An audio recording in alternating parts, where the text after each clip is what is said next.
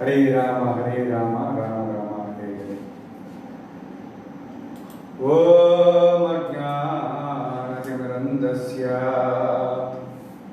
ज्ञानाञ्जनशलाकया चक्षुरुन्मीलितं येन तस्मै श्रीगुरवे नमः। श्रीचैतन्यमनोभीष्टं स्थापितं येन भूतले स्वयं रूपः कथामह्यं तदा विश्वपदान्तिकम्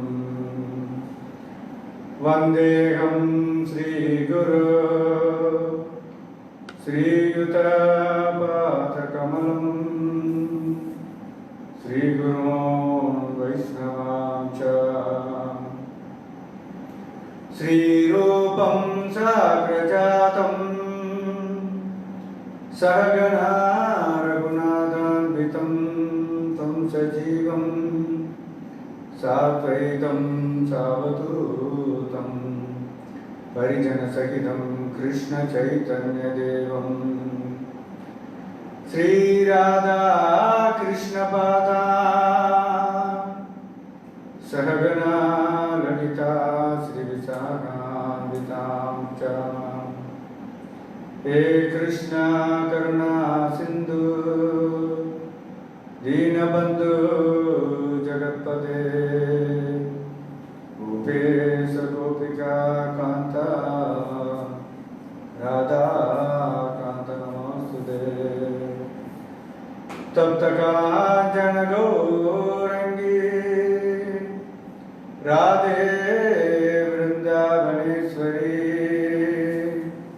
वृषभानुसुते देवी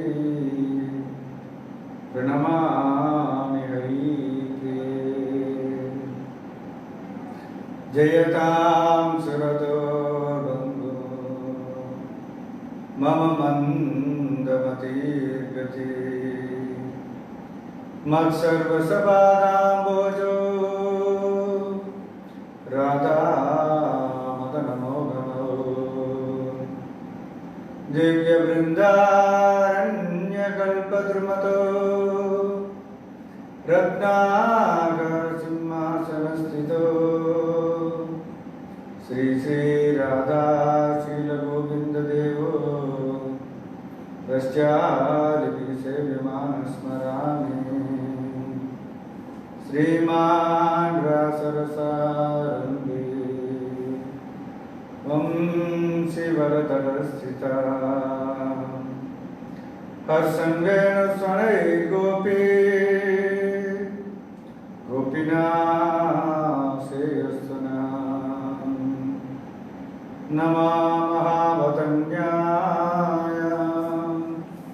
कृष्णप्रेमप्रदायते कृष्णाय कृष्णचैतन्याय गौरतिसे नमो नमः। नमो विष्णुपादाय कृष्णपृष्ठाय भूतले श्रीमते भक्तिवेदान्त स्वामिन्निति नामिने। नमस्ते सरस्वती देवे गौरवाणी प्रचारिणे निर्विशेष शून्यवादी पाश्चात्य देशधारिणे। जय श्री कृष्ण चैतन्य प्रभु नित्यानंद श्री अद्वैत गदाधर श्रीवासादि गौरभक्तवृंद। हरे कृष्णा कृष्णा कृष्णा हरे हरे हरे राम राम राम हरे हरे। मुगं करोति वाचालं पङ्गुं लङ्घयते गिरिकृपालं वन्दे श्रीगुरुदेवनाथं परमानन्दमाधवं श्री चैतन्य स्वामी। சாந்தாகாரம் புஜகசயனம் பத்மநாபம் சுரேஷம் விஸ்வாதாரம் ககனசதுஷம் மேகவர்ணம் சுபாங்கம் லக்ஷ்மீகாந்தம் கமலநயனம் யோகிகிருத்யானகம்யம் வந்தே விஷ்ணும் பவபரிகரம் சர்வலோகைகநாதம் மேகஸ்யாமம் பீதகௌசே வாசம் சீவஸ்தானம் வஸ்துபோத்பாசினானம் புண்ணியோபேதம் புண்டரீகாய தாக்ஷம் விஷ்ணும் வந்தே சர்வலோகைகநாதம். ஹரே கிருஷ்ணா. எல்லாருக்கும் பணிவான நமஸ்காரம். பகவான் இந்த உலகத்தில் சாந்தா காரணம் வந்திருக்கிறார். நம்ம எல்லாம் இந்த உலகத்துக்கு நமக்கு கொஞ்சம் சம்மந்தமும் கிடையாது, ஒரு வேலையும் கிடையாது. நமக்கு இருந்தாலும் ரொம்ப வேகமாக எல்லாரும் ஓடிக்கிட்டு இருக்கிறதோ பெரிய வேலைகள் இருக்கிற மாதிரி நிற்கிறதுக்கோ உட்காந்து சாப்பிட்றதுக்கு கூட நேரம் இல்லாமல் நம்ம எல்லாரும் ரொம்ப வேகமாக ஓடிக்கிட்டு இருக்கிறோம். இந்த பிரபஞ்சத்தை படைத்து காத்து அழிக்கக்கூடிய பகவான் ஒரு முழு பொறுப்பு இருக்குது. அவர் தான் இந்த உலகத்தை முழுமையாக காத்துக்கிட்டு இருக்கிறார். எல்லா ரெஸ்பான்சிபிலிட்டி, எல்லா பொறுப்புகளும் அவரிடத்துல தான் இருக்குது. எல்லா தொழிலையும் அவர் தான் செஞ்சுக்கிட்டு இருக்கிறார். அப்பேற்பட்டவர் நினைச்சாரு இங்கே ரொம்ப சாந்தாக்காரம் பிடிச்சவர் செய்யணும்னு சொல்லி ரொம்ப சாந்தத்தோட தலைக்கு கை வச்சு நினைச்சிருக்கிறாரு. ரொம்ப அமைதியாக படுத்திருக்கிறார். இந்த உலகத்தில் நமக்கு ஒரு வேலையும் கிடையாது, முக்காத்துக்கு பிரயோஜனமே கிடையாது. இந்த உலகம் நம்ம பொறுத்தளவுக்கு ஒரு வேலையும் இல்லை. ஆனால் இல்லாத வேலைக்கு செய்ய வேண்டிய செய்ய வேண்டாத வேலைக்காக நம்ம நினைச்சிட்டு இருக்கிறோம். ரொம்ப வேகமாக ஓடிக்கிட்டு இருக்கிறோம். நமக்கு தூங்குறதுக்கு நேரம் இல்லை, சாப்பிட்ற நேரம் இல்லை, உட்கார்றதுக்கு நேரம் இல்லை, எந்திரிக்க நேரம் இல்லை. அவ்வளோ ரொம்ப பிஸியாக எல்லாரும் செஞ்சுட்டு இருக்கிறோம், ஓடிக்கிட்டு இருக்கிறோம். இருந்தாலும் கலியுகத்தில் மக்கள் இப்படி தான் இருப்பாங்க. இருந்தாலும் என்னை பார்த்து தெரிஞ்சுக்கோ, எவ்வளோ பெரிய ஆளாக இருந்தாலும் சரி, நானே செஞ்சுருக்கிறேன், சும்மா தான் படுத்துருக்கிறேன், நீ ஏன் வந்து சும்மா ஓடிக்கிட்டு இருக்கேன்னு சொல்லி பகவானே சொல்றாரு. சாந்தா காரணம் வந்திருக்கிறார். மனதில் உங்கள்கிட்டலாம் சாந்தி இல்லை சொல்கிறாரு. நமக்கு மனதில் யார்கிட்டையும் இன்னைக்கு சாந்தி கிடையாது. அதனால நீ கொஞ்சம் அமைதியாக இருந்து கொஞ்சம் சாந்தத்தோடு இரு அப்படின்னு சொல்லி சொல்ல வர்றாரு. அதை தேடுறதுக்கு தான் இங்கே வந்திருக்கிறோம். சாந்தத்தை, நம்முடைய ஆனந்தத்தை, சாந்தத்தை தொலைச்சிட்டோம். அதை போய் இங்கே தேடிக்கிட்டு இல்லாத இடத்துல தேடிக்கிட்டு இருக்கோம். இருந்தாலும் பகவான் சொல்லி கொடுக்குறாரு, நீ எங்கட தொடர்புட்டா தான் உன்னால் சாந்தம் ஏற்படும், அமைதி ஏற்படும், ஆனந்தம் ஏற்படும். அதை விட்டுட்டு நீ வேற எங்கேயோ வெளியில் தேடிக்கிட்டு இருக்கேன்னு சொல்லி கொடுக்குறக்கான பகவான் நினைச்சிருக்கிறாரு. அனந்த சேஷம் அவருக்கு ரொம்ப ஆனந்தமாக அனந்த சேஷனில் படுத்து ரொம்ப அமைதியாக இருக்கிறார். ஆனால் நம்ம தான் என்ன செஞ்சுக்கிட்டு இருக்கிறோம், ரொம்ப வேகமாக ஓடிக்கிட்டு இருக்கிறோம். என்ன செய்யணும்னு தெரியல நமக்கு. எல்லாரும் உலகத்தில் ஓடுறோம். கேட்குறீங்க இவ்வளோ வேகமாக எல்லா வேலையும் இவ்வளோ ரொம்ப வேகமாக இருக்கீங்களே என்னன்னு சொல்லி கேட்டால் எல்லாரும் வேகமாக இருக்காங்க, எல்லாரும் ஓடுறாங்க, நானும் ஓடுறேன்னு சொல்லி ஓடிக்கிட்டு எங்கே ஓடணும்னு நமக்கு தெரியல, எதுக்கு ஓடணும்னு தெரியல. எல்லாரும் ஓடுறாங்க, செம்பரி ஆடு போட்டுன்னு சொல்லுவாங்க. அதை ப்ராப்பர் நிறைய விஷயங்கள் அதை பற்றி ஆடு சம்மந்தம் பற்றி நிறைய சொல்கிறார். ஆடு எப்படிலாம் இருக்கு நம்ம வாழ்க்கை, அந்த மாதிரியான ஒரு நிலைக்கு தான் தள்ளப்பட்டு நம்ம ஓடிக்கிட்டு இருக்கிறோம். இப்போ நான் ஏற்கனவே சொல்லியிருந்தேன், நித்திய சித்தாக்களுடைய 26 குணங்களை பற்றி நீங்கள் கொஞ்சம் தெரிஞ்சுக்கலாம். அப்புறம் நம்ம தண்ணீர் போகலாம். நித்திய சித்தாக்கள் சொன்னால் ஏன்னா நமக்கு தெரியல, நம்ம வந்து சொன்னால் நான் ஏற்கனவே கிளாஸ் சொல்லி நம்ம எல்லாம் எல்லாருமே நித்திய பக்தா தான் அப்படின்னு சொல்லி இருந்தாலும் தெரியல. எத்தனை பேர் நமக்கு தெரியாது நித்திய சித்தாக்கள் எவ்வளோ பேர் உள்ளுக்கு இருக்கிறது தெரியல. எங்கள் நிலைமை நாங்கள் சொல்லிட்டோம். இருந்தாலும் நித்திய சித்தான்னு சொன்னால் அவங்களுக்குள்ள எவ்வளோ இந்த குணங்கள் எவ்வளோ இருக்குது, 100% இந்த 26 குணங்கள் இருந்ததுன்னு சொல்லி சொன்னால் அது வந்து நித்திய சித்தா அப்படின்னு சொல்லி சொல்லப்படுது. தகுதி தான். ஏன்னா அந்த தகுதி நிறைய பேர்ட்ட இருக்கலாம், நமக்கு தெரியல. நம்ம சாதாரண ஜடக்கண்களோட வச்சுலாம் நம்ம பேசிக்கிட்டு இருக்கிறோம். ஸோ அதனால் நித்திய சித்தாக்கள் எத்தனையோ பேர் உள்ளே இருக்கலாம், கேட்டுக்கிட்டு இருக்கலாம். அதனால் இன்றைக்கி அந்த குணங்களை தெரிஞ்சுக்கிட்டோம்னா நம்மளே உணர்ந்துக்குவோம். நம்ம வந்து பக்தாவா சித்தாவான்றதை பற்றி நம்ம தெரிஞ்சுக்கலாம். நிறைய பேசலாம். நித்திய சித்தாக்களுடைய 26 குணங்கள். முதல்ல வந்து கிருபாலுன்னு சொன்னால் ரொம்ப கருணை உள்ளவர், முழுமையான கருணை கொண்டவங்க அந்த நித்திய சித்தாக்கள்.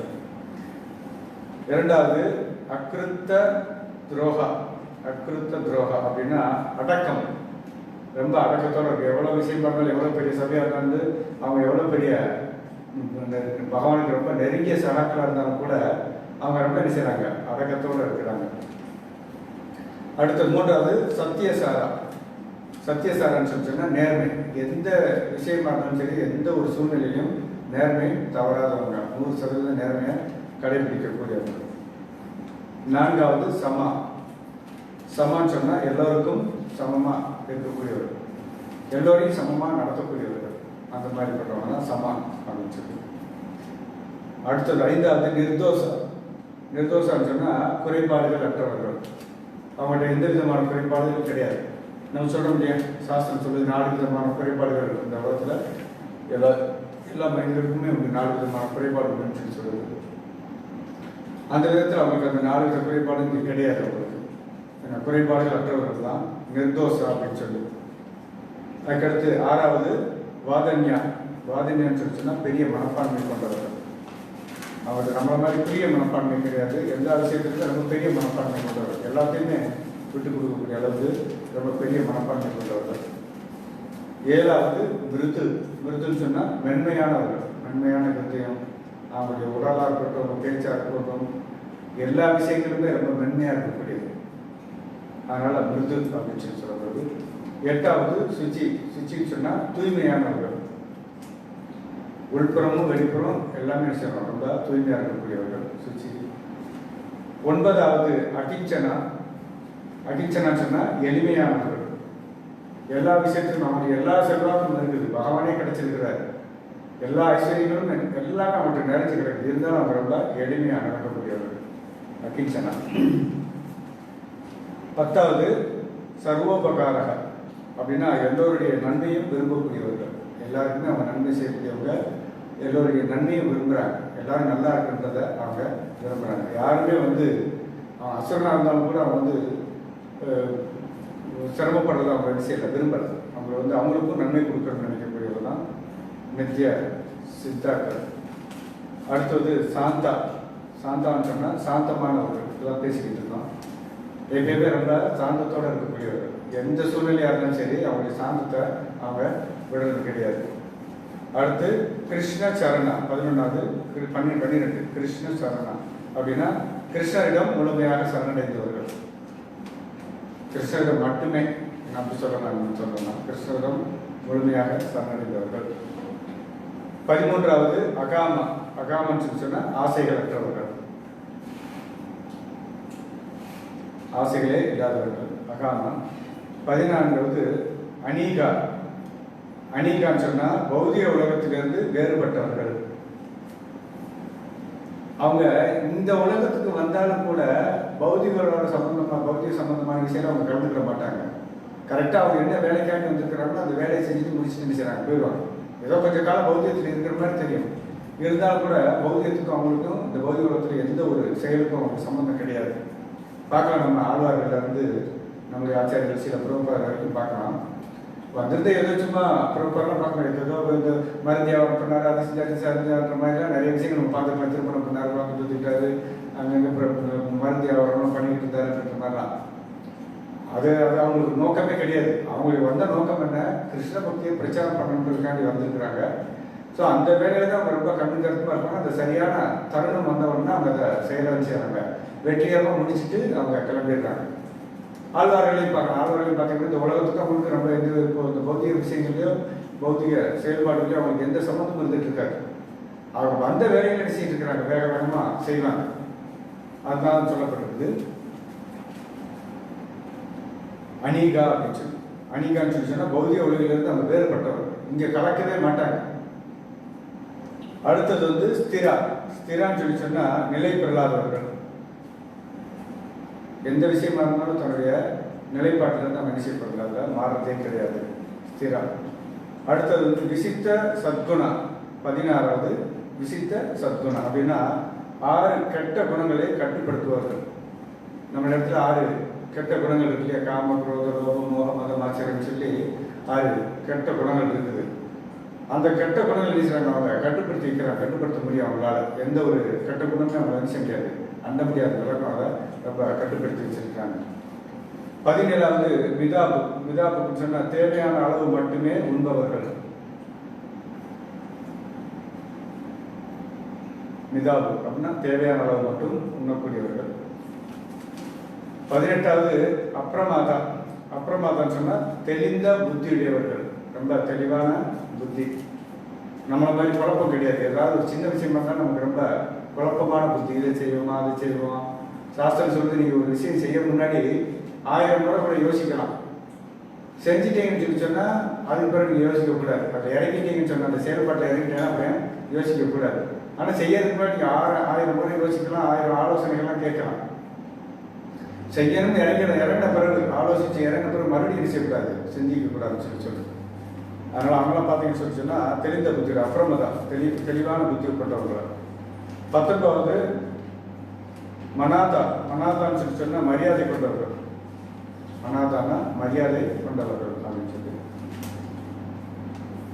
20வது அமானின்னு சொல்லி சொன்னால் பொய் கௌரவம் கிடையாது. இடத்துல துளி கூட பொய் கௌரவங்கிறது கிடையாது.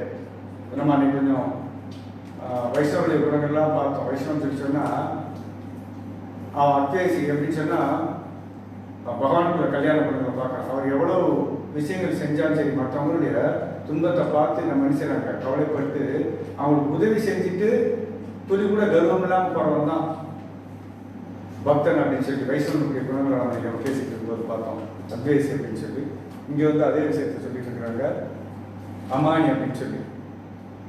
பகவத்கீதை சொல்கிறாங்க அமானித்துவம், அனந்தித்துவம், அஹிம்சா, ஆர்ஜவம்னு சொல்லி வைஷ்ணவனுடைய குணங்களை சொன்னபோது இந்த அமானித்துவம் வருது. அமானின்னு சொல்லி சொன்னால் பொய் கர்வம் இருக்கக்கூடாது. அவங்க 21வது கம்பீரான்னு சொல்லி சொன்னால் கம்பீரமானவர்கள், ரொம்ப திடமாக கம்பீரமாக இருக்கக்கூடியவர்கள், எதுக்கும் பயமோ குழப்பமோ இது இல்லாமல் கம்பீரமாக இருக்கக்கூடியவர்கள். 22வது கருணான்னு சொல்லி சொன்னால் இரக்கம் உள்ளவர்கள்.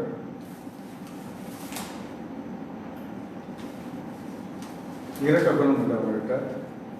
23வது மைத்ரான்னு சொல்லி சொன்னால் எல்லோரிடத்துலையுமே நட்பு ரீதியாக பழகக்கூடியவர்கள். அவங்களுக்கு விரோதினி யாருமே கிடையாது. உதாரணம் பார்க்கலாம், மகாபாரதத்தில் படிக்கும்போது பார்க்கலாம், யுதிஷ்ட மகாராஜுக்கு எதிரியே கிடையாது, யாருமே எதிரி கிடையாது. மற்றவங்க தான் யுதிஷ்டரை, துரியோதனை அவங்க மாதிரி உள்ளவங்க தான் செய்கிறாங்க, யுதிஷ்டரை எதிரியாக நினைக்கிறாங்க. அதே மாதிரி பிரகலாத் மகாராஜா சரித்திரம் பார்க்கலாம், அவருக்கு யாருமே எதிரியே கிடையாது, எல்லாரையுமே என்ன செய்யறாரு, நண்பனாக தான் ஏற்றுக்கொள்றாரு. மற்றவங்க தான் கிரண்யகசிப்பு தான் என்ன செய்யறான், மகன் எதிரியாக நினைக்கிறான். ஆனால் பிரகலாத் மகாராஜா என்ன செய்யலாம், யாரையுமே எதிரியாக பார்க்கல, எதிரியாகவும் நினைக்கல. மைத்ரா 23வது மைத்ரான்னு சொன்னால் நண்பர்கள், எல்லாரையும் நண்பனாக பார்க்கக்கூடியவர். 24வது கவின்னு சொன்னால் கவிஞன், நல்ல கவிஞர்களாக இருப்பாங்க. எல்லாரும் என்ன இப்போ பார்க்குறோம், ஆளுநர்கள்லாம் பார்க்குறோம், சில புரோபாரிலேருந்து பக்தி தர்மராஜிலேருந்து நம்ம எல்லாரையும் பார்க்குறோம். நம்ம பரம்பரையில் ஒரு சில பரம்பரை பார்த்தா எல்லாருமே கவிஞர்கள் தான், எல்லாரும் செஞ்சுருக்கிறாங்க, பகவானை புகழ்ந்து பாடல்கள்லாம் பாடியிருக்கிறாங்க. பிரபுபார் கூட நிறைய பாடல்கள் எழுதியிருக்கிறாரு. நரோத்தம் தாஸ் டாக்கூர், பக்திநாத் டாக்கூர், பக்தி சித்தாந்த மகாராஜ் எல்லாருமே சேர்க்கிறாங்க. பாடல் பாடக்கூடிய அந்த இயல்பு இருக்குது அப்படின்னு சொல்லிச்சுன்னா கவிஞன் அப்படின்னு சொன்னால் அவங்க நித்திய சித்தாக்களை எப்பயும் பகவானை புகழ்ந்து பாடக்கூடிய அந்த ஒரு குணம் அவங்கள்ட்ட இருக்குது. அடுத்தது 25வது தக்ஷான்னு சொல்லி சொன்னால் திறமைசாலிகள், எல்லா விஷயத்துலையுமே ரொம்ப எக்ஸ்பர்ட்டாக இருப்பாங்க. தக்ஷான்னு சொல்லி சொன்னால் எக்ஸ்பர்ட், எல்லாத்தையும் ரொம்ப சிரமமான காரியத்தை கூட ரொம்ப சுலபமாக செய்யக்கூடியவர் தக்ஷா அப்படின்னு சொல்லி. 26வது மௌனின்னு சொல்லி சொன்னால் மௌனமானவர், ரொம்ப மௌனவர்தம் சொல்லி சொல்லுவாங்க, தேவையில்லாமல் பேச மாட்டாங்க. அப்படின்னா பகவானை பற்றி 24 நம்ம ஆரம்பத்திலேயே பார்த்த வாட்சோபயம், பகவானை பற்றி 24 மணி நேரம் கூட நம்ம பேசிக்கிட்டு இருக்கலாம். ஆனால் அதே நேரத்தில் தேவையில்லாத பேச்சு பேச மாட்டாங்க. பகவான் மற்ற காரியங்களை பற்றி, மற்றவங்களை பற்றி எதுவும் பேசாதவங்க. இந்த மாதிரி 26 குணங்கள் நிறைந்தவர்கள் நித்திய சித்தாக்கள்.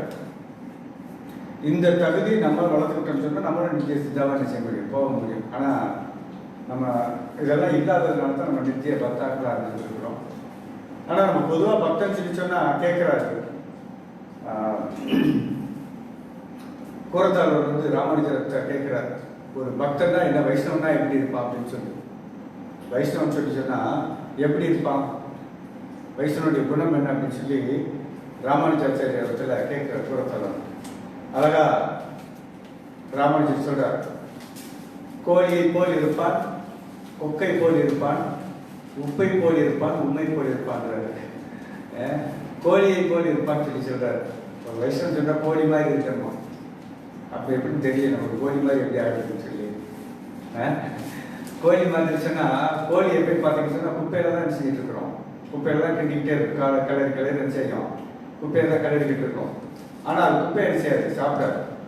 குப்பையில் இருக்கக்கூடிய தானியங்களை மட்டும்தான் அதை செய்யுது, எடுத்து சாப்பிடுது. ஸோ அதே மாதிரி தான் வைஷ்ணவனும் இந்த உலகத்துல தான் எல்லாம் தேடிக்கிட்டு இருக்கிறான், இந்த பௌதிக உலகத்துல தான் தேடிக்கிட்டு இருக்கிறான். ஆனால் மற்றவங்களாம் தேடுறது என்ன செய்யறாங்க, புலனின்பத்தை தேடிக்கிட்டு இருக்கிறாங்க.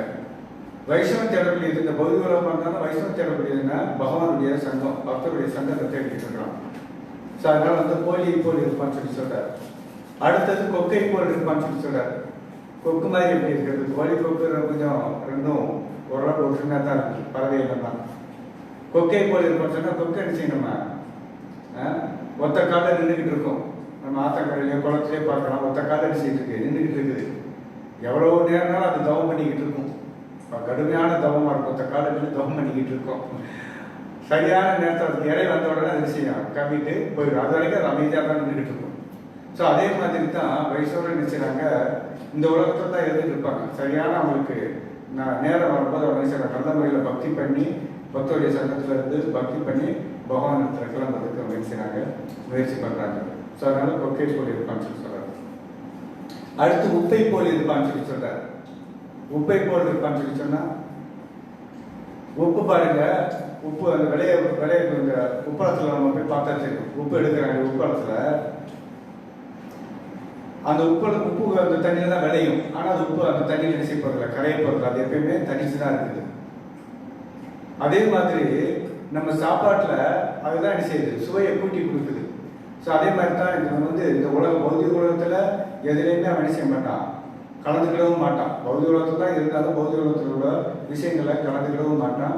அதே நேரத்தில் இந்த பௌதிக உலகத்தில் எல்லா மக்களுக்கும் அந்த சுவை, அவருடைய கருணையை எல்லாத்துக்கும் வளர்க்கக்கூடியவனாக இருக்கிறான்.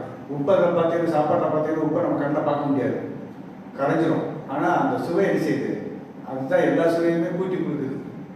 உப்பு போடணும்னு சொல்லி சொன்னா என்ன செய்ய முடியாது, அந்த சுவை தெரியாது. எல்லா விதத்துலையுமே அந்த உப்பு தான் செய்யுது, எல்லா சுவைகளையுமே சரியான முறையில் எடுத்து கொடுக்குது.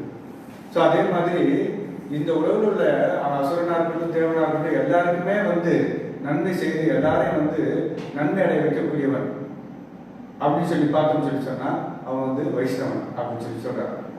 கடைசியில் சொல்ற உண்மை போல் இருப்பான்னு சொல்லி, உண்மை போல இருப்பான்னு சொன்னா வைஷ்ணவன் வந்து இப்படிதான் கேள்வி கேட்டுப்போம், வைஷ்ணவன் எப்படி இருப்பான், வைஷ்ணவன் எப்படி இருப்பான்னு எனக்கு தெரியாதுன்னு அந்த கேள்வி அவனுக்கு இருக்கும். ஏன்னா அந்த மாதிரி பணிவு, நான் வந்து இந்த வைஷ்ணவன் ஆகலை, வைஷ்ணவனுடைய குணமெல்லாம் என்கிட்ட இன்னும் வரல, எல்லா குணங்களும் நிறைஞ்சு இருந்தாலுமே எல்லா நன்மைகளும் அவன் இடத்துல இருந்தாலும் எல்லா நல்ல பழக்க வழக்கங்கள் முழுமையாக இருந்தாலும் கூட ஒரு வைஷ்ணவன் செய்ய மாட்டான், என்கிட்ட இருக்கின்றதை காமிச்சுக்கிட மாட்டான்னா அதை எப்போ என்ன செய்யறான், இந்த மாதிரி பணிவோட கேட்டுக்கிட்டே இருக்கேன், நான் எப்போ வைஷ்ணவன் ஆவேன், என்கிட்ட எப்போ இந்த வைஷ்ணவ குணங்கள் வரும், வைஷ்ணவன் எப்படி இருப்பான் அப்படின்னு சொல்லி கேட்டுக்கிட்டே இருப்பான் அப்படின்ற ஒரு உதாரணம் சொல்றாதான் உண்மை போல் இருப்பான்னு சொல்லி சொல்றாரு.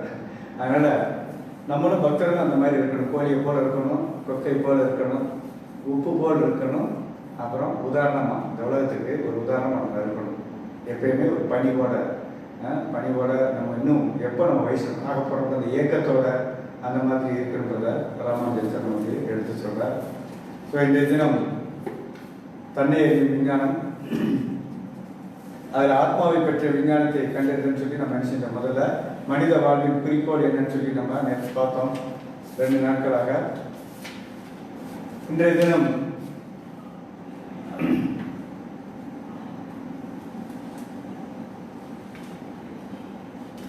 இது நிறைய உரையாடல்கள் எல்லாம் வருது. உரையாடல்களை நான் வந்து கொஞ்சம் ஒதுக்கி இருக்கிறேன், ஏன்னா உரையாடல்னு சொல்லி சொன்னால் கொஞ்சம் படிச்சுக்கலாம் நிறைய, ஆனால் உரையாடல்கள்லாம் நிறைய விஷயங்கள் இருக்குது, இருந்தாலும் அதை கொஞ்சம் உரையாடல்கள் படிச்சுக்கலாம் அப்படின்னு சொல்லி விட்டுட்டேன் நான். உரையாடலுக்கு அடுத்தபடியே இன்னைக்கு வந்து உண்மையும் அழகுன்றது ஒரு தலைப்பில் பேசுறாரு. உண்மையும் அழகும் அப்படின்னு சொல்லி தண்ணீரின் ஞானத்தில் அழகா சொல்லியிருக்காரு. சில சமயங்களில் உண்மை அழகு ஆகிய இரு சொற்களும் ஒன்றுக்கொன்று இணக்கமான சொற்களாக இல்லையா என்னும் விவாதம் எழுகின்றது. உண்மையை சொல்ல ஒருவர் விருப்பப்படலாம், ஆனால் உண்மை எல்லா சந்தர்ப்பங்களிலும் அழகாக இருப்பதில்லை. பார்க்க போனால் பல சமயங்களில் அது கசப்பானதாகவும் விரும்பத்தகாததாகவும் உள்ளது. எனவே உண்மையையும் அழகையும் ஒருவர் ஒரே சமயத்தில் எவ்வாறு கொண்டு செல்ல முடியும் அப்படின்னு சொல்லி முதல் ஆரம்பத்தில் அதை கொடுக்கிறார். உண்மைதான், உண்மைன்றது ஒரு பக்கம் இருக்குது, அழகுன்றது ஒரு பக்கம் இருக்குது. ஆனால் எல்லா நேரத்துலையுமே உண்மை வந்து அழகாக இருக்கப்படுறது இல்லை. ஒரு சில நேரம் என்ன செய்யுது, கசப்பாயிடுது. ஒரு சில சூழ்நிலை, இடம் ஒரு சூழ்நிலைக்கு தகுந்த மாதிரி தான் உண்மை வந்து அது சுவையாக தெரியுது, அழகாக தெரியுது. ஆனால் சில சமயங்கள், பெரும்பாலான சமயங்கள் என்ன செய்யுது, உண்மைன்றது வந்து என்ன செய்யுது, ரொம்ப அசிங்கமாயிடுது. நமக்கு திடீர்னு அதை ஏற்றுக்கொள்ள முடியாத சூழ்நிலையாக இருக்கப்படுது அப்படின்னு சொல்லி. அதனால் உண்மையும் அழகுன்றது வந்து எல்லா நேரத்திலையும் ஒத்து போகிறதில்ல. சில சமயங்கள் அது ஓகே அப்படின்னு சொல்லி சொல்கிறார். இதுக்கு பதில் சொல்கிற மாதிரி ஒரு கதையை கொடுத்துருக்கிறார் புரோப்பர் வந்து. ஒரு அழகான கதை கொடுத்துருக்கிறார். அந்த அத்தியாயம் அந்த கதையோடய முடியுது. அவ்வளோதான், ஒரு 3 பேஜ் தான் அந்த கதையை சொல்லி முடிக்கிறார். என்னன்னு சொல்லி சொன்னால், ஒரு அழகான பெண் ஒருத்தி, ரொம்ப யுவதி, ரொம்ப அழகான பெண். அவள் பார்க்கறதுக்கே ரொம்ப அழகு, ரொம்ப அவளை யாருனாலும் அடையணுன்ற அளவுக்கு ரொம்ப அழகாக இருக்கிறாள். அந்த பெண்ணை என்ன செய்யறாங்கன்னா, ஒரு பையன் பார்க்குறான், ஒரு நல்ல கட்டு மஸ்தானவன். அந்த பெண்ணு நல்ல ரொம்ப அழகான, ரொம்ப நகைகள்லாம், ஆடை ஆபரணங்கள்லாம் போட்டு ரொம்ப அழகாக இருக்கிறாள் பார்க்கறதுக்கு. ரொம்ப நல்ல குணங்களும் அவர்கிட்ட இருக்குது, அவள் அந்த பெண் இடத்துல இருக்குது. ரொம்ப புத்திசாலியும் கூட. அதை ஒரு ஒரு இளைஞன் பார்க்குறான்.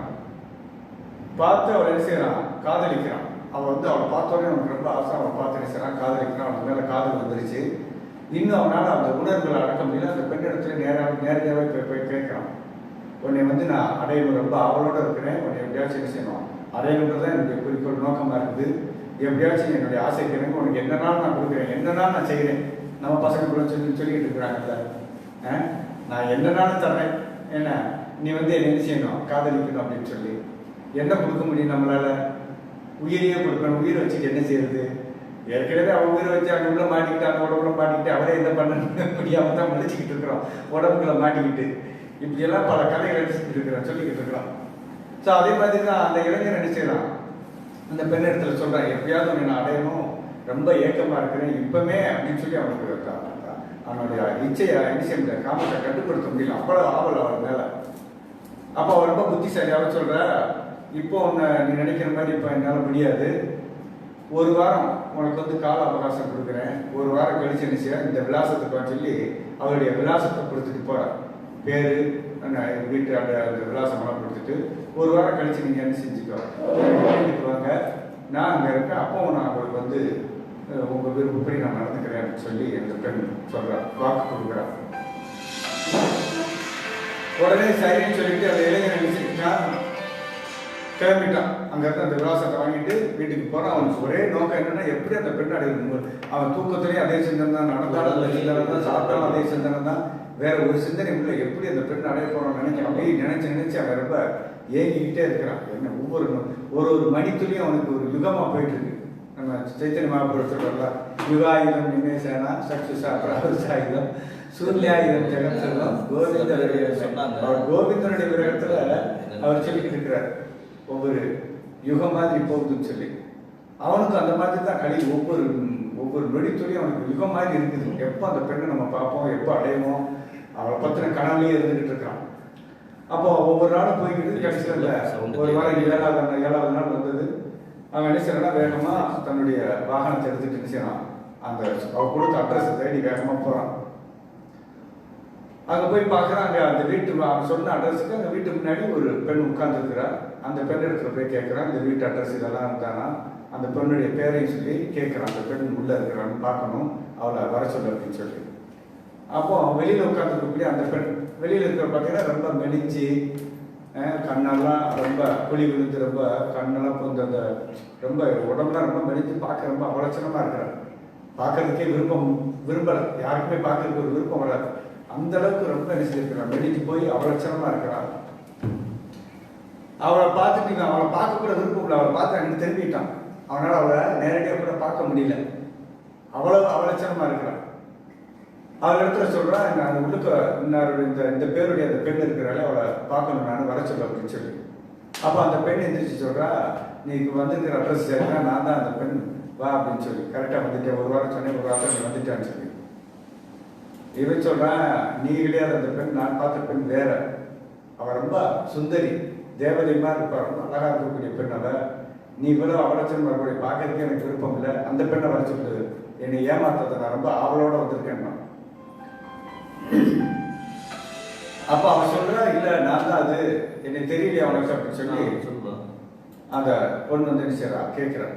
என்னை பார்த்தா தெரியலையா, நீ அடையாளம் காண முடியல அப்படின்னு சொல்லி கேட்கிறான். உடனே அந்த சத்தத்தை கேட்ட உடனே எனக்கு கொஞ்சம் புரிய வருது. ஓ, இந்த சத்தம் வந்து நம்ம கேட்ட சத்தமா இருக்கின்றதெல்லாம் அவனுக்கு தெரிய வருது. இருந்தாலும் அவன் பார்த்த பெண் வேற.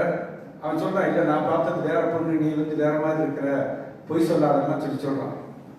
அவன் சொல்றான், இல்லை நான் தான், ஏன் வந்து உனக்கு குழப்பமா இருக்குது, நான் தான் அந்த பெண் அப்படின்னு சொல்லி அவன் என்ன செய்யறான், உறுதி கொடுக்குறான். அப்போ அவளை பார்த்த உடனே எனக்கு வந்து ரொம்ப கவலை ஆயிடுச்சு, அழுகுறான். ஏன் உன்னுடைய உடம்பு ஏன் இப்படி ஆயிடுச்சு, அன்னைக்கு பார்க்க அப்படி தேவதை மாதிரி இருந்தே, இன்னைக்கே இந்த மாதிரி ஆயிடுச்சு, என்ன பிரச்சனை, என்ன ஆயிடுச்சுன்னு சொல்லி என்ன செய்யறான்னா அழுகுறான். அவனால தாக்க முடியல. அழுது அவன் இடத்துல கேட்கறேன், ஏன் உனக்கு என்ன பிரச்சனை அப்படின்னு சொல்லி. அவன் சொல்றான், எனக்கு ஒரு பிரச்சனையும் இல்லை, நீ என்ன சொன்ன, என்னுடைய அழகை பருகணும் தானே சொல்லி சொன்னேன். அன்னைக்கு என்ன சொன்ன, என்னை அனுபவிக்கணும், என்னுடைய அழகை அனுபவிக்கணும், என்னுடைய அழகை என்ன செய்யணும் பருகணும்னு சொல்லி சொன்ன இல்லையா. அதனால என்னுடைய அழகெல்லாம் என்ன செஞ்சிருக்கிறேன், என் வீட்டுக்குள்ள நிறைய பானைகள்லாம் சேகரித்து வச்சிருக்கிறேன், நீ உங்களுக்கு கூட என்ன செய்ய அதை பருகு அப்படின்னு சொல்லி சொல்றான். உனக்கு என்னுடைய அழகு தானே வேணும், அதை என்ன செய்ய நீ வந்து பருகு அப்படின்னு சொல்லி சொல்றான். அட அவனுக்கு அப்பதான் முதல் முறையாக வைக்கிற அழகாக தனியாக பானையை சேர்த்து வச்சிருக்கிறியா, உடம்புல தான் இருந்துச்சு அழகு, அந்த அழகு வந்து நினைச்சிருக்கிற பானையில் சேர்த்து வச்சிருக்குன்னு சொல்லி அவனுக்கு ரொம்ப வினோதமா இருக்கு. இருந்தாலும் பரவாயில்லவான்னு சொல்லி என்ன செஞ்சிருக்கிறா, வீட்டுக்குள்ள கூட்டிட்டு போறா. வீட்டுக்குள்ள போறா, அழகு பார்த்த நிறைய பானைகள்லாம் அங்கே இருக்குது. என்ன செஞ்சிருக்காங்கன்னா, போன இந்த ஒரு வாரத்துக்குள்ள இந்த டைம் கொடுத்ததால இந்த ஒரு வாரத்துல என்ன செஞ்சிருக்கிறான்னு சொல்லி சொன்னா, அவன் என்ன செஞ்சிருக்கிற இந்த பேதிக்கு மாத்திரை போட்டு நிறைய வாமிட் பண்ணி மலம்லாம் கழிச்சு அது நல்ல வயிற்றோட்டம் போயிருக்கு, வாமிட்லாம் பண்ணியிருக்கா. அது எல்லாத்தையும் என்ன செஞ்சிருக்கா, தனித்தனியாக பானையில் பிடிச்சி வச்சுட்டா. ஒரு வாரத்துக்கு நல்லா தொடர்ந்து 2-3 நாள் வயிற்றோட்டம் வாந்தியாக போச்சுன்னா என்ன ஆகும், ரொம்ப உடம்பு வலிச்சிடும். அது உடம்புல வந்து சக்தியாக இருக்கிறது வெறும் எலும்பு தோலை தான் இருக்க முடியும். அந்த மாதிரி சூழ்நிலையில் அவன் செய்கிறா இருக்கிறான். அந்த மாதிரி அவன் புத்திசாலி, ரொம்ப அதி புத்திசாலியாக இருந்தாலும் அவனுக்கு பாடம் சொல்லி கொடுக்கணும்னு சொல்லி நினைச்சிடா. அந்த மாதிரி அவள் ஏற்பாடு பண்ணியிருக்கிறா. அது மாதிரி போய் காமிக்கிறது இந்த பானைகளில் தான் இருக்குது. நீ பார்த்தா அந்த அழகு பூராமே இந்த பானைகள் இருக்குது, நீ என்ன செஞ்சுக்கோ, முழுமையாக எடுத்து பருகு உனக்காக தான் அவ்வளவுமே அப்படின்னு சொல்லி 7-8 பானையை காமிக்கிறான். இந்த அழகு பூராமே இந்த பானையில் இருக்குது, இந்த முழுமையான உனக்கு மட்டும்தான், வேறு யாருக்கும் கிடையாது, அந்த அழகை பூரா நீ எடுத்து பருகிக்கோ அப்படின்னு சொல்லி. அவனுக்கு ரொம்ப வினோதமா இருக்கு, என்ன இவ அழகு கொண்டு போய் பானையில் வச்சிருக்கேன்னு சொல்லி சொல்ற, என்ன கலன்னு தெரியல. அங்கே அந்த அறையே ரொம்ப ஒரு மாதிரி கெட்ட வீச்சம், கெட்ட துர்நாற்றம் வருது. இருந்தாலும் போயிட்டு வேகமாக போயிட்டு சார் அந்த பானையை திறந்து பார்க்குறேன். பானை திறந்து அங்கே நினைச்சிருக்கு, வெறும் வாமிட் பண்ணதும் மலமும் தான் இருக்குது. அவனால் அந்த வீச்சமே தாங்க முடியல. அவன் நினைச்சிட்டான், அப்படி போட்டுட்டு ஏமாற்றத்தோட ஓடி வரான். அப்போ சொல்கிறான், நிப்பா என்ன அவனால் முடியல அப்படின்னு சொல்லி. ஸோ இதுதான் நம்முடைய அந்த அழகுக்கும் உண்மைக்கும் உள்ள ஒரு எப்படி ஒத்து போகாத ஒரு விஷயம். உண்மைதான், அது உண்மையான விஷயம் தான். ஆனால் அது என்ன செய்யுது, அதை எப்பயுமே என்ன செய்ய உண்மை சில நேரம் அழகாக இருக்கிறது இல்லை அப்படின்னு சொல்லி. அது உண்மைதான், அவருடைய அழகுன்றது அது உண்மைதான். ஆனால் அது என்ன செய்ய முடியும், எல்லா நேரங்களையும் அது ஒத்து போகிறது இல்லைன்றதுக்கு என்ன செய்யறாரு புறப்பாடு இந்த கதையை சொல்றாரு.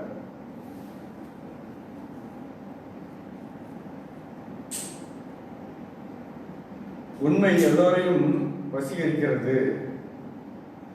அழகாக உண்மை மிக மிக அழகாக இருப்பதால் அந்த உண்மை உட்பட எல்லோரையும் வசீகரிக்கிறது. உண்மை மிக மிக அழகாக இருப்பதால் பல முனிவர்களும் மகான்களும் பக்தர்களும் அவ்வுண்மையின் திருப்திக்காக மற்றவை அனைத்தையும் துறக்கின்றனர் அப்படின்னு சொல்லி சொல்றார். உண்மையில் மிக மிக அழகாக இருப்பதால் பல முனிவர்களும் மகான்களும் பக்தர்களும் அவ்வுண்மையின் திருப்திக்காக மற்றவை அனைத்தையும் துறக்கின்றனர். உண்மைதான் ரொம்ப உயர்ந்த விஷயம். ஸோ அதனால இந்த கதையை வந்து என்ன செய்யறாரு, சில பிரபுபாதர்கள் இங்க எடுத்து சொல்றார்.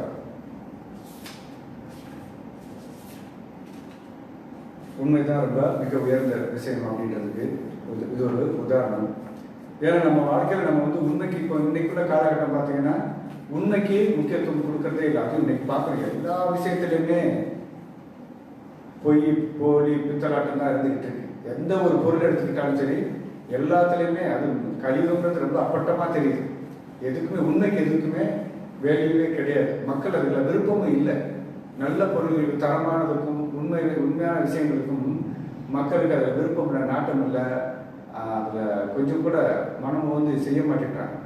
உதாரணத்துக்கு பார்க்குறோம், சாதாரண சொல்லணும்னா நல்ல நல்ல தக்காளி பழமே கிடைக்குது, கிலோ 30 ரூபாய்க்கு கிடைக்குதுன்னு சொல்லி சொல்கிறோம். தக்காளி பழம் 20 ரூபாய்க்கு ஒரு பழம் வச்சுருக்கிறோம், அது ரொம்ப கெட்டு போனது, உடைஞ்சது, மோசமானதாக இருக்குது. இருந்தாலும் என்ன செய்கிறாங்க, இந்த 30 ரூபா வாங்கினா முழுமையாக அது 1 கிலோ முழுமையாக பயன்படுத்தலாம். 20 ரூபாய்க்கு வாங்கினா அரை கிலோ கூட பயன்படுத்த முடியாதுன்றது தெரியுது, இருந்தாலும் கூட என்ன செய்கிறாங்க, அந்த மாதிரியான ரொம்ப மோசமான பதார்த்தங்கள் தான் பார்த்து போகிறாங்க. எவ்வளோ காய்கறிகள், பழங்கள், தானியங்கள், பால் விஷயங்கள்லாம் கொடுத்துருக்கிறார் பகவான், எவ்வளோ சுவை உயர்ந்ததாக கொடுத்துருக்கிறார். இருந்தாலும் மக்கள் என்ன செய்கிறாங்க, தமோ குணத்தில், அறியாமை குணத்தில் இருக்கிறதுனால பார்த்தீங்கன்னா ஒன்றும் இல்லாதனாலும் அன்னைக்கு சொன்ன மாதிரி இந்த ரொம்ப மோசமான மாமிசத்துக்கும் கருவாடு, மீன் அப்படின்னு சொல்லி என்ன செய்யிட்டு இருக்கிறான், ஓடிக்கிட்டு இருக்கிறாங்க. நிறைய பார்க்குறோம். நான் பார்க்குறேன் கிராமத்தில் ஒவ்வொரு வாரம் இங்கே கோயிலுக்கு வரும்போது பார்ப்பேன். கிராமத்தில் பிரச்சாரம் பண்ணிட்டு அந்த வகுப்பு கொடுத்துட்டு காலையில் முடிச்சுட்டு இங்கே வருவேன். வரும்போது பார்த்தோம்னு சொல்லி சொன்னால் காய்கறி கடை வந்து அந்த ஏரியாவில் பார்த்தீங்கன்னா 2 கடை இல்லை 3 கடை தான் இருக்கும். கிட்டத்தட்ட 30-40 கடைகளுக்கு மேலே இருக்குது வரிசையாக இந்த கசாப்பு கடைகள். அவ்வளவு தேவையில்லை. ஏன்னா இந்த அதெல்லாம் ரொம்ப மோசமாக, இவ்வளோ மோசமாக போயிட்டாங்களே அப்படின்னு சொல்லி பார்க்குறோம். வந்து பார்க்குறோம், ரொம்ப இழிந்த நிலையில் இருக்குது. பெரிய பெரிய படிப்பு, நிறைய பெரிய கவர்மெண்ட் உத்தியோகத்தில் இருக்கின்றான், ரொம்ப பெரிய பதவிகளெல்லாம் இருக்கிறான்.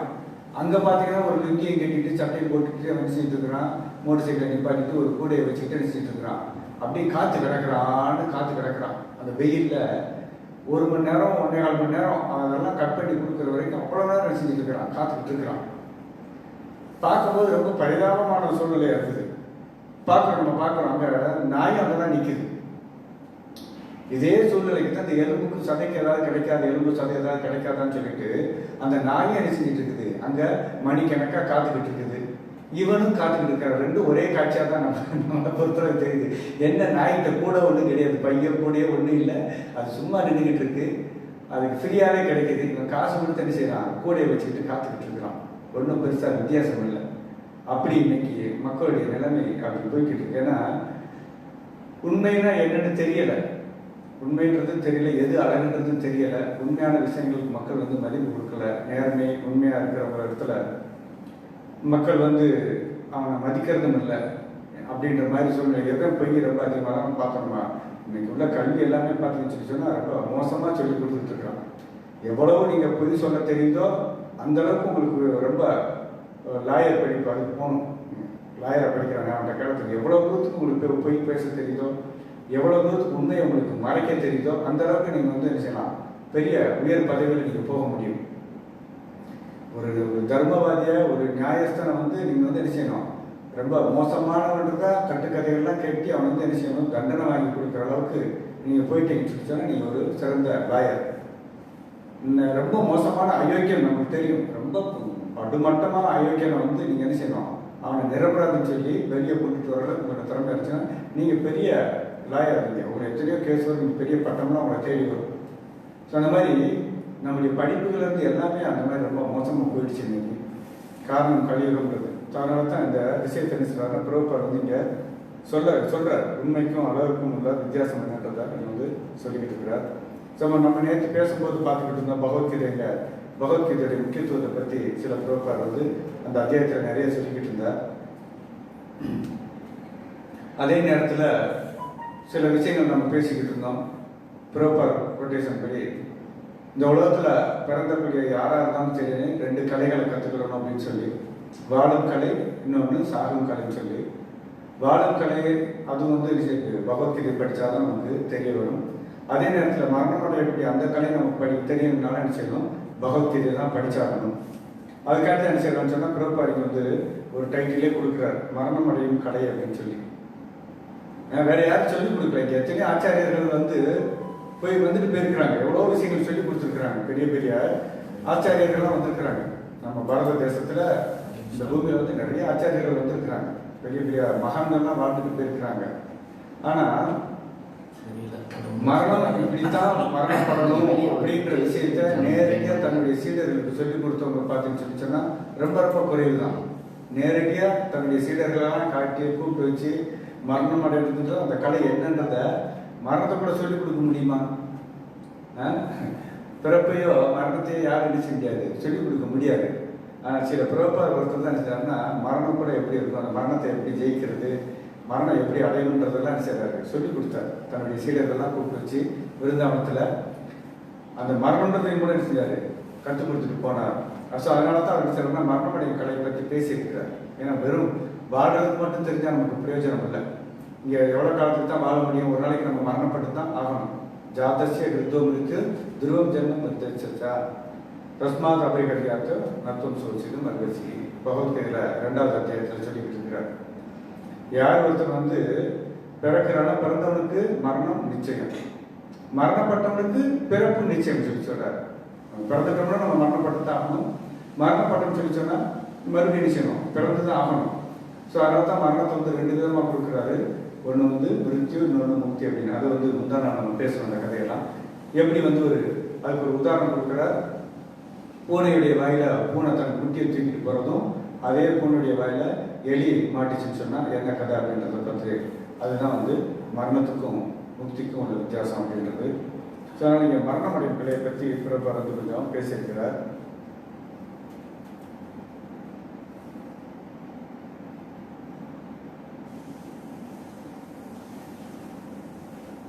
அறிவுடையவன் மரணத்திற்கு பின் என்ன நேர்கிறது எனும் வினாவை எழுப்புவான். குறைந்த அறிவுடையவர்கள் குறைவான வினாக்களை எழுப்புவர். அறிவுடையவர்களின் வினாக்களோ மென்மேலும் சிறந்ததாகவும் உயர்ந்ததாகவும் திகழ்கின்றது. பொதுவாக நமக்கு அந்த கேள்வி ஞானம்ன்றது வரணும். கேள்வி ஞானம் இல்லைன்னு சொல்லி சொன்னாலே நம்ம ஒன்றும் இந்த உலகத்தில் பிறந்து மனிதனாக பிறகு கூட நம்மகிட்ட கேள்வி ஞானம் இல்லைன்னு சொல்லி சொன்னால் நம்ம அது ஒன்றும் சுவாரஸ்யம் கிடையாது. ஏதோ மிருகத்துக்கு சமமாக தான் நம்ம வாழ்க்கை போய்கிட்டு இருக்கணும். ஸோ அதனால் இங்கே சொல்ல மரணத்திற்கு பின் என்ன நேர்கிறது என்னும் வினாவை எழுப்புவான் அப்படின்னு சொல்றாரு. அறிவுடையவன் மரணத்திற்கு பின் என்ன நேர்கிறது என்னும் வினாவை எழுப்புவான். ஏன்னா நம்ம நிறைய இந்தியாவில் பார்த்தீங்கன்னா நிறைய தத்துவங்கள் இருக்குது. சில தத்துவங்கள் என்ன சொல்லி சொன்னால் கடவுளோட நம்ம என்ன செஞ்சிடுவோம், ஒன்றிடுவோம்ன்றோம், மெர்ஜ் ஆகிடுவோம் சொல்லி சொல்கிறாங்க. கடவுள் நீ என்ன செஞ்சிடலாம், கடவுள் ஆகிடலாம், கடவுளுக்குள்ளே போயிடலாம் அப்படின்றான். சிலர் சொல்கிறாங்க ஆத்மா கிடையாது, கடவுள் கிடையாது, எதுவுமே கிடையாது, எல்லாமே வந்து ஜீரோ தான். இந்த பிராண வாயு இருக்கு, இந்த வாயுக்குள்ள நம்ம இருக்கிற வரைக்கும், அந்த உடம்புக்குள்ள வாயு வந்து போய்கிட்டு இருக்கிற வரைக்கும் இந்த உடல் அடிச்சுக்கிட்டு இருக்குது, இயங்கிக்கிட்டு இருக்குது. இந்த வாயு நின்று போச்சுன்னு சொல்லி சொன்னால் அவ்வளோதான், எல்லாம் முடிஞ்சுன்னு சொல்லி சொல்கிறாங்க. ஸோ அந்த தத்துவமும் வந்து போய் தான். ஏன்னா ஒருத்தர் மரணப்பட்டாலும் கூட அவனுக்கு மூக்குல இருந்து காது எல்லாமே திறந்தா இருக்குது, சுவாசிக்க போகலாம், காற்று உள்ள போய் தானே வரலாமே. புத்திசன் சொல்றது அதுதான். அவன் வந்து சூன்யவாதம். இந்த பிராணம் போயிடுச்சுன்னு சொன்னா அவ்வளோதான். பிராணன்றது வாய் நம்ம நீ பார்த்த 10 விதமான காற்று இருக்குன்னு சொல்லி பிராணா பானா உத்தான தியான சமான நாகா கூர்மா குருகுலன் தனஞ்சயன் தேவதத்தன் சொல்லி 10 விதமான காற்று இருக்குது. இதில் அந்த பிராணன்றது வந்து முக்கியமான ஒரு காற்று. அந்த அந்த பிரணாயாமம் சொல்லிலாம் பண்ணுறாங்க இல்லையா. நீங்கள் போய் யோகாலாம் போகணும்னு சொல்லி சொன்னால் பிரணாயாமம் சொல்லி சொல்லுவோம். முதல்ல வந்து அது 3வது நிலை, 4வது நிலை. 4வது நிலை தான் பிரணாயாமம். யம நியம ஆசன பிரணாயாம தாரணா அப்படின்னு சொல்லி என்ன செய்யுது. இப்போது 8 நிலைகள் இருக்குது அந்த அஷ்டாங்க யோகத்தில். அதில் 4வது நிலை தான் இந்த பிரணாயாமம். அந்த மாதிரி இந்த பிராணனை வந்து எப்படி கட்டுப்படுத்துறதுன்னு சொல்லி யோகிகள்லாம் அதை தான் கட்டுப்படுத்திட்டு இருக்காங்க. நமக்கு ஆயுள் கொடுத்துருக்கிறாரு பகவான், வந்து கேரண்டி கொடுத்துருக்காரு, 100 வருஷம் கேரண்டி. வேதம் 100 பிராயம் 100 மனுஷர் தான் புகுவரேனும் பாரியம் உறங்கி போகும் நின்றதில் பயனை ஆண்டு வேதை பாடகதாலும் பிடிப்பசி மூப்பு துன்பம் ஆகையால் பிறகு வேண்டேன் அரங்கமான நகர்லான்னு அழகாக பாட 100 வருஷம் பகவான் நமக்கு கொடுத்துருக்கிறாரு. அப்போ இந்த மிஷின் வந்து 100 வருஷம். இது வந்து ஒரு எந்திர ரூடாணி மாயலான்னு சொல்லி சொல்றாரு பகவத்கீதையில. இது வந்து ஒரு எந்திர ரூடாணி மாயலா அப்படின்னு. இந்த எந்திரம் 100 வருஷம் கேரண்டி கொடுத்துருக்கிறாரு. அப்போ அதுக்கு தகுந்த மாதிரி நீங்க இந்த இதை வந்து அமைதியா ரொம்ப சாந்தமா பயன்படுத்தணும்னு சொல்லி சொன்னா இதை 100 வருஷத்துக்கு என்ன செய்யலாம், உபயோகப்படுத்தலாம். ரொம்ப வேக வேகமா எல்லாத்தையும் பயன்படுத்திக்கணும்னு சொல்லி சொன்னா அதை என்ன செய்யுது, அதோடைய தேய்மானம்லாம் ரொம்ப அதிகமாகி அதோடைய ஆயுள் குறைஞ்சு செஞ்சிருது, சீக்கிரமா இந்த உடல் கெட்டு போயிடுது. ஸோ அதனால தான் இந்த யோகிலாம் என்ன செய்யணும்னு சொல்லி சொன்னா அவன் மூச்சை கட்டுப்படுத்துறான். நம்ம ஒரு நாளைக்கு எத்தனையோ லட்சக்கணக்கான டைம் என்ன செய்யறோம், நம்ம சுவாசம் ஒரு நிமிஷத்துல வந்து என்ன செய்யறோம், 70 முறை சுவாசம் பண்றோம். நம்ம டாக்டர்லாம் சொல்றாங்க 70 முறை நம்ம சுவாசம் பண்ணணும்னு சொல்லி சொல்றாங்க. அப்போ ஒரு மணிக்கு எத்தனை டைம் பண்றோம், 60 60 70 நம்ம பிரிக்க பார்க்கணும். அப்புறம் 24 மணி நேரம்னா எவ்வளோ ஆயிரக்கணக்கான மடங்கு நம்ம சுவாசம் பண்ணுறோம் அப்படின்னு சொல்லி. ஆனால் இந்த யோகிகள்லாம் என்ன செய்கிறாங்கன்னு சொன்னால், அந்த 70 முறை விடக்கூடிய இந்த மூச்சை என்ன செய்கிறாங்க, அவங்க கட்டுப்படுத்துகிறாங்க. ஒரு சுவாசம் பண்ணால் 10 நிமிஷம், 5 நிமிஷம், 20 நிமிஷம், அரை மணி நேரம், 1 மணி நேரம் சொல்லி என்ன செய்கிறாங்க, அந்த சுவாசத்தை வந்து என்ன செய்கிறாங்க, அந்த பிராணம் இருக்குது, பிராண வாயு வந்து என்ன செய்ய மாட்டேன்றாங்க, வெளியிட மாட்டேன்றாங்க. வெளியே விடாமல் என்ன செய்கிறாங்க, உள்ளுக்க கட்டுப்படுத்தி வச்சிருந்து அப்படி அதோட என்ன செய்கிறாங்க, மனதை எல்லாத்தையும் என்ன செய்கிறாங்க, கட்டுப்படுத்துகிறாங்க. அதுக்கு ஒரு பயிற்சி தான் அந்த பிராணாயாமம். அந்த மாதிரி போகும்போது அவங்களுடைய ஆயுள் என்ன செய்யுது, கூடுது. நமக்கு ஒரு நம்முடைய ஆயுள் முழுக்க இத்தனை கோடி சுவாசம் தான் நம்ம பண்ண முடியுன்றது இருக்குது. அதோட அந்த சுவாசம் முடிஞ்சுன்னா அவ்வளோதான் முடிஞ்சு போச்சு. எல்லாத்துக்கும் நம்ம கேரண்டி கொடுக்குறாங்கல்ல, வாரண்டி கேரண்டிலாம். ஒரு ஏதாச்சும் ஃபோனோ டிவியோ என்ன வாங்கினாலும் கேரண்டி கொடுக்குறான். அதை தொடர்ச்சியாக நம்ம பயன்படுத்திட்டு இருந்தோம்னா அது என்ன செய்ய போகுது, அந்த 1 வருஷம் தான் வரும். அதே ஒரு நாளைக்கு 1 மணி நேரம், அரை மணி நேரம் நம்ம பயன்படுத்தணும்னு சொல்லி சொன்னால் அது ஒரு 20 வருஷம்னால என்ன செய்ய போகிறது இல்லை, பிரச்சனை இல்லாமல் ஓடிக்கிட்டு இருக்கும். ஸோ அதே மாதிரி தான் இதை வந்து என்ன செய்கிறாங்க, பயன்படுத்துறத குறைக்கணுன்றதுக்காண்டி இந்த பிராணாயாமத்துக்கு முறைப்படி என்ன செய்கிறாங்க, அதை குறைச்சிக்கிட்டு இருக்கிறாங்க. ஸோ அதனால் மரணத்துக்கு பிறகு என்ன நடக்குன்றது நமக்கு என்ன செய்யலை, தெரியலை. இது ஒரு பெரிய கதை. கருடபுராணம் படித்தா தெரியும், மரணத்துக்கு பிறகு என்ன மாதிரிலாம் போகும், நம்முடைய ஜீவன் என்ன மாதிரி இருக்குன்றதை பற்றி நம்ம கொஞ்சம் தெரிஞ்சுக்கலாம். பொதுவாக நம்ம எல்லாம் மரணப்பட்டோம், அது மட்டும்தான் நமக்கு தெரியுது. அதுக்கு பிறகு என்ன விஷயங்கள் நடக்குன்றது நமக்கு என்ன தெரியலை. ஆனால் சாஸ்திரத்தில் சொல்லப்பட்டு கருடபுராணம் படித்தவங்களுக்கு தெரியும், ஒருத்தர் மரணப்பட்டான்னு சொன்னால் அந்த ஜீவனை அந்த உடல்ல இருந்து எடுத்த உடனே அந்த எமக்குங்கிற என்ன செய்யணும்னு சொன்னால் வேகமாக கொஞ்சம் ஒரு மணி ஒரு நொடி பொழுது என்ன செஞ்சிடறான், அங்கே யமபட்டணம் கொண்டுட்டு போயிடலாம். யமபட்டணம் கொண்டுட்டு போயிட்டு அங்கே போய் சொல்கிறாங்க, யமராஜா முன்னாடி நிப்பாட்டிட்டு சொல்கிறாங்க, இனிமேல் வந்து இவர் தான் உன்னுடைய தலைவர், இவரை நீ தலைவராக ஏற்றுக்கொள்ளணும்னு சொல்லி சொல்கிறாங்க. ஏன்னு சொன்னால் வாழ்கிற காலத்தில் நமக்கு எத்தனையோ பேர் யார் தலைவர்ன்றதை சொல்லி கொடுத்துருக்குறாங்க. எவ்வளோ வைஷ்ணவர்கள்லாம் என்ன செய்கிறாங்க, பகவான் கிருஷ்ணர் தான் இந்த உலகத்துக்கு தலைவர்ன்றதை எத்தனையோ முறை சொல்லி கொடுக்குறாங்க, எத்தனையோ விதமாக சொல்லி கொடுக்குறாங்க. ஆனால் நம்ம யாரையும் என்ன செய்யலை, ஏற்றுக்கொள்ளல. பகவானை வந்து நம்ம தலைவராக ஏற்றுக்கொள்ளாததுனால நம்ம பகவானுடைய ராஜ்யத்துக்கு போக முடியாமல் நம்ம என்ன செய்ய இருக்கிறோம், யமபட்டணம் போக வேண்டியதாக இருக்குது. அதனால் என்ன செய்கிறாங்க, யம முன்னாடி போய் மண்டி போட்டு யம நிற்கிறார், ரொம்ப கொடூரமாக இருக்கிற அவர் முன்னாடி காமிக்கிறாங்க, இனிமேல் இவர் தான் உன்னுடைய தலைவர், இவர் நீ தலைவராக ஏற்றுக்கொள்ளணும்னு சொல்லியிருந்தா. அப்போ நம்ம முடியாதுன்னு சொல்லி சொன்னால் அவன் என்ன செய்வான், அடித்து துன்புறுத்தோம். நமக்கு யாரும் இல்லை, நம்ம எல்லாத்தையும் விட்டுட்டு அங்கே போயிருக்கிறோம். நம்மளுடைய குடும்பம், நம்முடைய சொந்த பந்தம், நம்முடைய உடல் முதற்கொண்டு எல்லாத்தையும் விட்டுட்டு அங்கே என்ன செஞ்சுருக்கிறோம், போயிருக்கிறோம். மன புத்தி அகங்காரத்தோட இந்த ஆத்மா மட்டும் அங்கே போயிருக்குது. அப்போ அவங்க முன்னாடி சொன்ன பிறகு சரின்னு சொல்லி நம்ம கேட்டுதான் கேட்டுக்கிட்டு நம்ம என்ன செய்யறோம், அது சரின்னு சொன்ன பிறகு என்ன செய்யறோம், நம்ம சத்தியம் பண்ணி கொடுக்குறோம், சரி அப்படின்னு சொல்லி வாக்கு கொடுத்துறோம். கொடுத்த உடனே என்ன செய்யறோம், திருப்பி கொண்டுட்டு வந்துடுறாங்க. திருப்பி கொண்டுட்டு வந்து இந்த உலகத்தில் மறுபடியும் விட்டுருவாங்க. இப்போ வெளியே அந்த உடலுக்குள்ள, நம்முடைய உடலுக்குள்ள இருந்து இப்போ வெளியில் வந்துட்டோம். திருப்பி உள்ளே போன முயற்சி பண்ணால் நம்மளால என்ன செய்ய முடியல, போக முடியல. காரணம் என்னன்னு சொல்லி சொன்னால் பரமாத்மாவும் நம்மளோட என்ன செஞ்சிட்டாரு, வந்துட்டார். பரமாத்மா இருக்க போய் தான் நம்ம இந்த சரீரத்துக்குள்ள நம்ம இருந்துகிட்டு இருக்கிறோம். இப்போ பரமாத்மா என்ன செய்யறாரு, வர்றாரு. அப்போ உடலை விடக்கூடிய அந்த கலை என்னன்னு சொல்லி சொன்னால், மரணன்ற நேரம் எப்படி இருக்குன்னு சொல்லி சொன்னால், நம்முடைய அந்த 9 துவாரங்கள் நம்ம படித்தோம் அன்னைக்கு பாகவதத்தில் சொல்லும்போது 9 துவாரங்கள் இருக்குது அப்படின்னு சொல்லி. இந்த 9 துவாரங்கள் என்ன செஞ்சிருக்கு, அடப்பட்டு போயிருக்கு. இப்போ இருக்கும் நல்லா இருக்கும்போது இந்த 9 துவாரங்கள் என்ன செஞ்சிருக்கு, எல்லாம் திறந்து இருக்கிறதுனால நமக்கு அது உள்ள நமக்கு அந்த வெளிச்சம் இருக்குது உள்ளுக்க. இப்போ 9 துவாரங்கள் அடப்பட்டுச்சு, கண் அடப்பட்டு போச்சு, பார்க்க முடியல, வாய் பேச முடியல, மூக்கு சுவாசம் பண்ண முடியல, காது மூலமா எதையும் கேட்க முடியல, மலை ஜலத்தை வர முடியல, அது ஒண்ணுமே செய்ய முடியல. ஆனா இருக்கும்போது அந்த 9 துவாரங்களையும் யோகிகள்லாம் என்ன செய்யறாங்க, கட்டுப்படுத்துறாங்க. 9 துவாரத்தையும் கட்டுப்படுத்துறது தான் யோகியுடைய அதை கட்டுப்படுத்தி அப்புறம் மனதை கட்டுப்படுத்துறாங்க. அதுக்கப்புறம் தன்னுடைய புத்தியை கட்டுப்படுத்தி ஆத்ம உணர்வுக்கு வர்றதுக்கு தான் அந்த யோகா நிலைன்றது.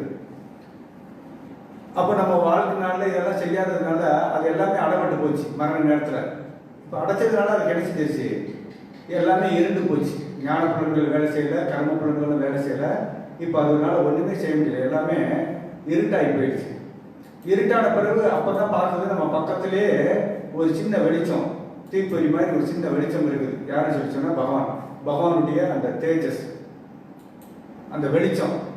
அந்த வெளிச்சம் பகவான் என்ன செய்யறாரு, சரி இந்த உடல் உபயோகப்படாது அப்படின்ட்டு என்ன செய்யறாரு, பகவான் வந்து இந்த உடல்ல இருந்து வெளியில கிளம்புறார். அப்பதான் என்ன செய்யுது, இந்த ஆத்மாவும் அந்த வெளிச்சத்தை பார்த்து என்ன செய்யுது, வெளியில வருது. புராணத்தில் அப்படி தான் சொல்லப்பட்டிருக்கு. இந்த வெளிச்சம் பகவான் வராதுல, பகவானுடைய இந்த வெளிச்சத்தை பார்த்து தான் என்ன செய்யுது, இந்த ஆத்மாவும் வருது. ஏன்னா அது வரைக்கும் ஃபுல்லாக இருட்டு தான். உள்ளுக்கு வந்து இந்த உடலுக்குள்ள சரீரம் எல்லாம் எல்லா புலன்களும் ஒடுங்கினதுனால இருட்டாயிடுச்சு. பகவான் ஒருத்தர் மட்டும் என்ன செய்றாரு, வெளியில கிளம்புறாரு. அவர் கிளம்புறதுனால அந்த தேஜஸ் அவர் உடல்ல இருந்து வரக்கூடிய அந்த அங்குச மாத்திரம் சொல்லி சொல்லப்படுது இல்லையா சாஸ்திரத்துல, பகவான் வந்து உள்ள கணிச்சுறாரு. அங்குச மாத்திரத்துல இருக்கிறார் சொல்லி கட்டவர்கள் சைஸ்ல இருக்காரு. அப்புறம் அவருடைய உடல்ல இருந்து வரக்கூடிய அந்த வெளிச்சம் தேஜஸ் சொல்றமே, அந்த வெளிச்சத்தை பார்த்து ஆத்மாவை என்ன செய்யுது, வெளியில வருது. நம்ம எங்க இருக்கோம் என்னன்னு தெரியல, வெளியில வருது. வெளியில வந்தப்போ நினைச்சா பாசத்தை போட்டு கட்டிட்டு போறான். இப்ப இந்த மாயாவாதிகள் அருவவாதிகள்லாம் என்ன பேசுறேன்னு சொல்லி சொன்னா, அந்த வெளிச்சம் இருக்குது, பகவான் உடல்ல இருக்கும் அந்த தேஜஸ் இருக்குது, இந்த ஜீவன் அதை பார்த்து வெளியில வருது, இந்த வெளிச்சத்தை பார்த்து வெளியில வருது இல்லையா, அதனால பகவான் வந்து ஜோதி ரூபம் சொல்லியிருக்கான். வேற ஒன்றும் கிடையாது. பகவான் ஜோதி ஜோதி சொல்லி சொல்ற காரணம் என்ன, உங்க பரமாத்மா அவர் என்ன செய்யறாரு, ஜோதியெல்லாம் இருக்காருன்ற காரணம் அவன் பார்த்தது வெளிச்சத்தை மட்டும்தான். அதுக்குள்ள பகவான் இருக்கிறார். கடைசியில் இந்த ஆத்மா பார்க்குறது அது வெளிச்சம் மட்டும்தான் தெரியுது, உள்ளுக்கு இருக்கக்கூடிய பகவான் தெரியல. ஏன்னா இப்போ சூரியனை நேரம் பார்த்தோம்னா ஒண்ணுமே தெரியாது, கண்ணு பூச்சோம். மத்தியானம் 12 மணி 1 மணிக்கு நீங்க சூரியனை பார்க்க முடியுமா? முடியாது. அவ்வளவு வெளிச்சம் இருக்கிறதுனால தக தகன்னு இருக்குது. சூரியன் நமக்கு தெரிய மாட்டோம், அந்த வெளிச்சம் தான் படம், அதே நம்மளுடைய கண் நிச்சயம் பூச ஆரம்பிச்சிடும். ஸோ அதே மாதிரி தான் அந்த ஆத்மா நினைச்சிருச்சுன்னு சொன்னால் அந்த வெளிச்சத்தை பார்த்துட்டு வருது. அப்புறம் என்ன செய்யறாங்க, யமக்கிங்கர் எடுத்துட்டு போகிறான். அங்கே போய் யம முன்னாடி நிப்பாட்டி, இவர் தான் இனிமேல் உன்னுடைய தலைவர் ஏற்றுக்கோன்னு சொல்லிட்டு திருப்பி கொண்டு வந்து நினைச்ச போகிறான். இங்கே கொண்டு வந்து விட்டுருவாங்க. இப்போ பகவானை நம்ம பார்க்க முடியாததுனால, பரமாத்மாவை நம்ம என்ன செய்யல, பார்க்க முடியலை. பார்க்க முடியாதனால என்ன செய்யுது, இந்த ஜீவன் வந்து உடலுக்குள்ள போகணும்னு நினைக்குது. என் உடல் இங்கே இருக்குதே, உடலுக்குள்ள போகணும்னு ஆசைப்படுது. ஏன்னா அந்த ஆத்மாவுக்குள்ள அந்த கண்ணு காது மூக்கெல்லாம் இருக்கு இல்லையா, ஆத்மாவுக்கு ஒரு சொரூபம் இருக்குது. அந்த சொரூபத்தின் மூலமா உள்ள நுழைவு சொல்லி பார்த்து அதனால என்ன செய்ய முடியல. மனசு புத்தி எல்லாமே இருக்குது. அப்ப மனசு சொல்லுது உள்ள உள்ளுக்கு போயிடும் சொல்லி ரொம்ப முயற்சி பண்ணுது, எதுலையும் போக முடியல. நுழையிறதுக்கு பாதை இல்லை, எல்லாமே அடப்பட்டு போச்சு. அப்ப என்ன செஞ்சுட்டு இருக்குன்னா 10 அடி உயரத்துல நின்று பார்த்துக்கிட்டு இருக்குது. மனைவி அழுதுகிட்டு இருக்கிறா, பிள்ளைங்கெல்லாம் அழுதுகிட்டு இருக்கிறாங்க. எல்லா காட்சியும் அதால என்ன செய்ய முடியுது, பார்க்க முடியுது. பார்த்துட்டு அதை ஐயோ என் மனைவி அழுகிறாளே, நான் இங்கே தானே இருக்கேன், ஏன் இவங்கெல்லாம் அழுகிறாங்க, இந்த உடலுக்குள்ள போக முடியும்னு சொல்லி அது ரொம்ப வேதனை. அப்புறம் தான் தெரிஞ்சுக்கிட்டு இவங்க அழுகிற காட்சி, இந்த பக்கம் அந்த உடலுக்குள்ள போக முடியாது இந்த செயலை பார்த்துட்டு அப்புறம் தான் தெரிஞ்சு நான் வந்து என்ன செஞ்சிட்டேன், இந்த உடலை விட்டுட்டேன், மரணப்பட்டுட்டேன் அப்படின்றது தெரிய வருது. தெரிஞ்சாலும் அதுக்கு ரொம்ப கவலைப்பட்டு இருக்குது. அந்த நேரத்தில் நம்ம நினைச்சிடும், அந்த பிணத்தை பாடியை வந்து எடுத்துகிட்டு போயிடும், அந்த உடலை எடுத்துகிட்டு போய் செஞ்சிடறோம், மண்ணில் போட்டு பதிச்சிருந்தோம், இல்லாட்டி எரிச்சு சாம்பலாக்கிடுறோம். எரிக்கும் போது கூட அது கதறுமா, அந்த ஆத்மா வந்து கதறுது, ஐயோ என்னை எரிக்கிறாங்களே, என் உடலை எரிக்கிறாங்களே, என் உடலை எரிச்சிருக்காங்களே அப்படின்னு சொல்லி ரொம்ப கதறும். அது பேசக்கூடிய வந்து அந்த வார்த்தை நமக்கு என்ன செய்ய போறதில்லை, கேட்க போறதில்லை. ஏன்னா இந்த வாயில் இல்லையா, இந்த வாயில் அதனால இந்த சப்தம்லாம் அதுக்கு என்ன செய்யல, வர்றதில்லை. அது ஆத்மஸ்வரூபத்துல இருந்து மனசு புத்தி அடிச்சுக்கிடுது, மனசு ரொம்ப அடிச்சுக்கிடுது, என்னை எரிக்கிறாங்க அப்படின்னு சொல்லி. எரிஞ்சாலும் கூட அது 10 அடி உயரத்துல இருந்து பார்த்துக்கிட்டே தான் இருக்கும். எப்படியாச்சும் உள்ள நுழைஞ்சு நம்ம நெருப்பெல்லாம் களைச்சி விட்டு வந்துடலாம்னு சொல்லி ரொம்ப அது முயற்சி பண்ணிட்டு இருக்கும். கடைசியில் அது முழுமையா எரிஞ்சு சாம்பலான பிறகு அப்பதான் தெரிஞ்சுக்கூட நம்மளுடைய உடம்பு ஃபுல்லா எரிஞ்சிருச்சு, இனிமேல் நம்ம என்ன செய்ய முடியாது, இது பயன்படுத்த முடியாது அப்படின்னு சொல்லிட்டு திரும்ப என்ன செய்யுது, அந்த யாரு எந்த வீட்டில் இருந்தோ அந்த வீட்டுக்கு திரும்பி செஞ்சது, தன்னுடைய வீட்டுக்கு அது அப்பதான் திரும்பி வந்தது. பகவான் வந்து 10 நாள் வந்து அதுக்கு வந்து என்ன செஞ்சிருக்கிறாரு, இங்க இருக்கிறதுக்கு வாய்ப்பு கொடுக்குறது. இந்த உலகத்துல வாழும்போது எவ்வளவு நம்ம ஏமாற்றத்தோட இந்த உலகத்துல வாழ்ந்துட்டு, யாரெல்லாம் நண்பர்கள் யார் எதிரின்றதெல்லாம் நமக்கு தெரியல, யாரெல்லாம் நமக்கு நல்லவங்க எப்படியெல்லாம் அவங்க நம்மளை நடத்துனாங்கன்றதெல்லாம் நமக்கு தெரியல. ஸோ அதனால உடலை விட்ட பிறகு நம்மளை பத்தி என்ன கதை ஓடுது, நம்ம எப்படி இருக்குதா, இந்த வாழ்க்கையில எப்படி நம்மளை நடத்துறாங்க, நம்மளை பத்தி என்ன நினைக்கிறாங்கன்னு தெரிஞ்சுக்கிறதுக்காண்டி பிள்ளைங்கள்லாம் எவ்வளவு பாசம் வச்சிருக்கிறோம், மனைவி எவ்வளவு பாசம் வச்சிருக்கிறதா நம்ம பார்த்து, தாயே தந்தை என்றும் தாரமே கிளை மக்கள் என்றும் நோயே பட்டொழிக்குன்னு சொல்லி அவர் பாடுறார். தாயே தந்தை என்றும் தாரமே கிளை மக்கள் என்றும், இந்த தாய் தந்தை மனைவி மக்கள் குடும்பம் இதுதான் வந்து எனக்கு வந்து முறையான ஒரு இவங்களை தவிர்த்து இந்த உலகத்துல யாருமே கிடையாதுன்ற அளவுக்கு நம்ம ரொம்ப நினைச்சிட்டு இருந்தோம். அனாதி காலமா இதுதான் நம்முடைய சொந்த பந்தம் சொல்லி அனாதி காலமா இதைத்தான் நம்ம பெருசா நினைச்சுக்கிட்டு இருந்தோம். நோயே பட்டொழிக்கின்றார், எத்தனை ஜென்மமா இந்த நோய் பட்டொழின்னு சொல்லி சொல்றாரு. ஸோ அதனால தான் அவர் வந்து நினைச்சாரு, இதெல்லாம் எதுவுமே உண்மை கிடையாது, இது எல்லாமே வந்து சும்மா ஏமாத்து வேலை தான், சும்மா தான் இது வந்து நம்மளை ஏமாத்திக்கிட்டு இருக்கிறாங்க எல்லாருமே. ப்ரோபர் சொன்ன மாதிரி மற்றவங்களை ஏமாத்தினா கூட நமக்கு ஏதாச்சும் பிரயோஜனம் இருக்கும். ஆனால் நம்ம என்ன செஞ்சுட்டு இருக்கிறோம், நம்மளே நம்ம ஏமாத்திட்டு இருக்கோம். அதான் நம்மளுடைய பெரிய வீக்னஸ் என்னன்னு சொன்னால், நம்மளே நம்மளை ஏமாத்திக்கிட்டு இருக்கிறோம். மற்றவங்களை ஏமாத்தினா கூட ஏதாவது பெனிஃபிட் இருக்குன்னு சொல்லி சொல்லலாம். ஆனால் அதெல்லாம் ஒன்றும் கிடையாது, நம்மளே நம்ம ஏமாத்திக்கிட்டு இருக்கிறோம். அதுதான் பிரச்சனை. பட்டினத்தார் கதையில் பார்க்கலாம். பட்டினத்தார் ஒரு முறை சொன்னா ஒரு கிராமத்து வழியே போவார். போய்கிட்டு இருக்கும்போது பார்த்தா அங்கே ஒருத்தன் இறந்து கிடப்போம். மரணப்பட்டு கிடக்கிறான். சின்ன வயசு, இளம் வயசுல மரணப்பட்டுட்டான். பார்த்தா என்ன சொன்னா எல்லாரும் அடிச்சு அழுதுகிட்டு இருப்பாங்க. ஒரே அழுதுகிட்டு இருக்காங்க. கிராமமே வந்து என்ன செய்யிட்டு இருக்கு, ஐயோ இவ்வளவு சின்ன வயசுல போயிட்டானே, ஊருக்கு எவ்வளவோ நன்மை செய்வான், இப்படி போயிட்டானே அப்படின்னு சொல்லி என்ன செய்யறாங்க, எல்லாம் அழுதுகிட்டு இருக்கிறாங்க. பட்டினத்தார் போவார். அவரும் போய் உட்காந்து என்ன செய்வாங்க, அழுத ஆரம்பிச்சுவார். அவரு திண்ணையில உட்காந்து என்ன செய்வாரு, ரொம்ப கதறி அழுவார். இதை பார்த்த உடனே இவங்களுக்கு இன்னும் வேகமா அழுவாங்க. பட்டினத்தார் பார்த்து அழுகிறத பார்த்த உடனே அவங்க இன்னும் அழுவாங்க. ஐயோ பாருங்க, சாமியார் கூட அழுகிறாரியா, அந்த அளவுக்கு எவ்வளவு அன்பானவனா இருந்திருக்கிறான், ஊர் மக்களுக்கு எவ்வளவு நல்லவனா இருந்தான், இப்படி போயிட்டாங்கன்னு சொல்லி கதறி அழுகிறாங்க. அப்பா அதில் ஒருத்தன் வந்து கேட்பான், சாமி நீங்க வந்து எங்க இருந்து வரீங்க, எப்படி பழக்கம் உங்களுக்கு, ஏன் இப்படி கதறி அழுகிறீங்களே, இவர் இறந்தா நினைச்சு இவ்வளவு நீங்க சாமியாரே இவ்வளவு கதறி அழுகிறீங்களே, எப்படி உங்களுக்கு எதுவும் எந்த விதத்துல வந்து பந்தம் அப்படின்னு சொல்லி. அப்பதான் பட்டினத்தார் சொன்னாரு, எனக்கு அவனுக்கு எந்த சம்மந்தம் இல்லை, செத்து போனது தான், அவன் நான் பார்த்தது கிடையாது, பேசுனது கிடையாது, எனக்கு அவனுக்கு சம்மந்தம் இல்லை, அவனை எனக்கு தெரியாது, அவனை நினைச்சு நான் அழுகலை. அவன் கேட்கறான், உங்களுக்கு சம்மந்தம் தானே, அப்படியே அவனை நினைச்சு கூட அழுகிறீங்க அப்படின்னு சொல்லி கேட்கறான். அவனுக்கு உங்களுக்கு சம்மந்தம் இல்லை, பார்த்ததில்லை, பேசுனதுன்னு சொல்லி சொல்றீங்க, சொந்த பந்தம் அவனுக்கு கிடையாதுன்றீங்க, அப்பயே நீ வந்து அவனை நினைச்சு இவ்வளவு அழுதுகிட்டு இருக்கீங்க அப்படின்னு சொல்லி அவன் கேட்கிறான். அவன் பட்டினத்தார் சொல்றாரு, நான் அவனை நினைச்சு அழுகல, நான் அழுகிறதுனா உங்களை நினைச்சு அழுகிறேன்னு சொல்லி சொல்றாரு. உங்களை நினைச்சுதான் நான் ரொம்ப கவலைப்பட்டு அழுகிறேன்னு. ஏன்னா அவன் இன்னைக்கு செத்து போன போயிட்டான், நீ நாளைக்கு சாக போற பணம், இன்னைக்கு செத்த பணத்தை பார்த்து நாளைக்கு சாக போற பணம் என்ன செய்யுது, அழுதுகிட்டு கவலைப்படுது அப்படின்னு சொல்லி. ஸோ அது மாதிரி இந்த நிலை தெரியாம நம்ம என்ன செஞ்சுட்டு இருக்கிறோம், உட்காந்துட்டு இருக்கோம். ஸோ அதனால தான் பகவான் வந்து ரொம்ப கருணையோட 10 நாள் வந்து கொடுக்குறாரு, இந்த உலகத்தை படிச்சுக்கோ, உடல்ல இருக்கிற வரைக்கும் நீ கத்துக்கிட முடியாத விஷயங்களை உடலை விட்ட பிறகு நீ நிறைய விஷயங்களை கத்துக்கிட முடியும் அப்படின்னு சொல்லுவாங்க. ஒரு முறை ஆழ்வார் போறாரு, ஒரு கிராமத்துக்கு போறாரு. இது மாதிரி தான் ஆழ்வார் பாடல் ஒவ்வொரு திவ்ய தேசமா பாடல் பாடிட்டு போயிட்டு இருக்கிறார். போய்கிட்டு இருக்கும்போது அங்க இது மாதிரிலாம் ஒரு இறப்பு விடு, ஒருத்தன் இறந்துட்டான், எல்லாரும் உட்காந்து அழுதுகிட்டு இருக்கிறாங்க. ஆழ்வாருக்கு பார்த்த உடனே ரொம்ப கவலை ஆயிடுச்சு. என்ன இப்படி பகவான் கொஞ்சம் கூட கருணையே இல்லையே, அவனுக்கு சின்ன வயசு தான், இளம் மனைவி, கல்யாணம் முடிச்சு கொஞ்சம் நல்ல சின்ன குழந்தைங்க எல்லாம் சின்ன பிள்ளைங்க, இவ்வளோ சின்ன வயசுலேயே நான் போயிட்டாங்க, எப்படி இவனுடைய குடும்பம் எப்படி இருக்க முடியும், எப்படி இவங்களை பராமரிக்க முடியும், இவ்வளோ சீக்கிரம் நான் போயிட்டானே அப்படின்னு சொல்லி எல்லாரும் அடிச்சு பிறண்டு அவங்க மேலே விழுந்து அடிச்சு அழுதுகிட்டு இருக்கிறாங்க.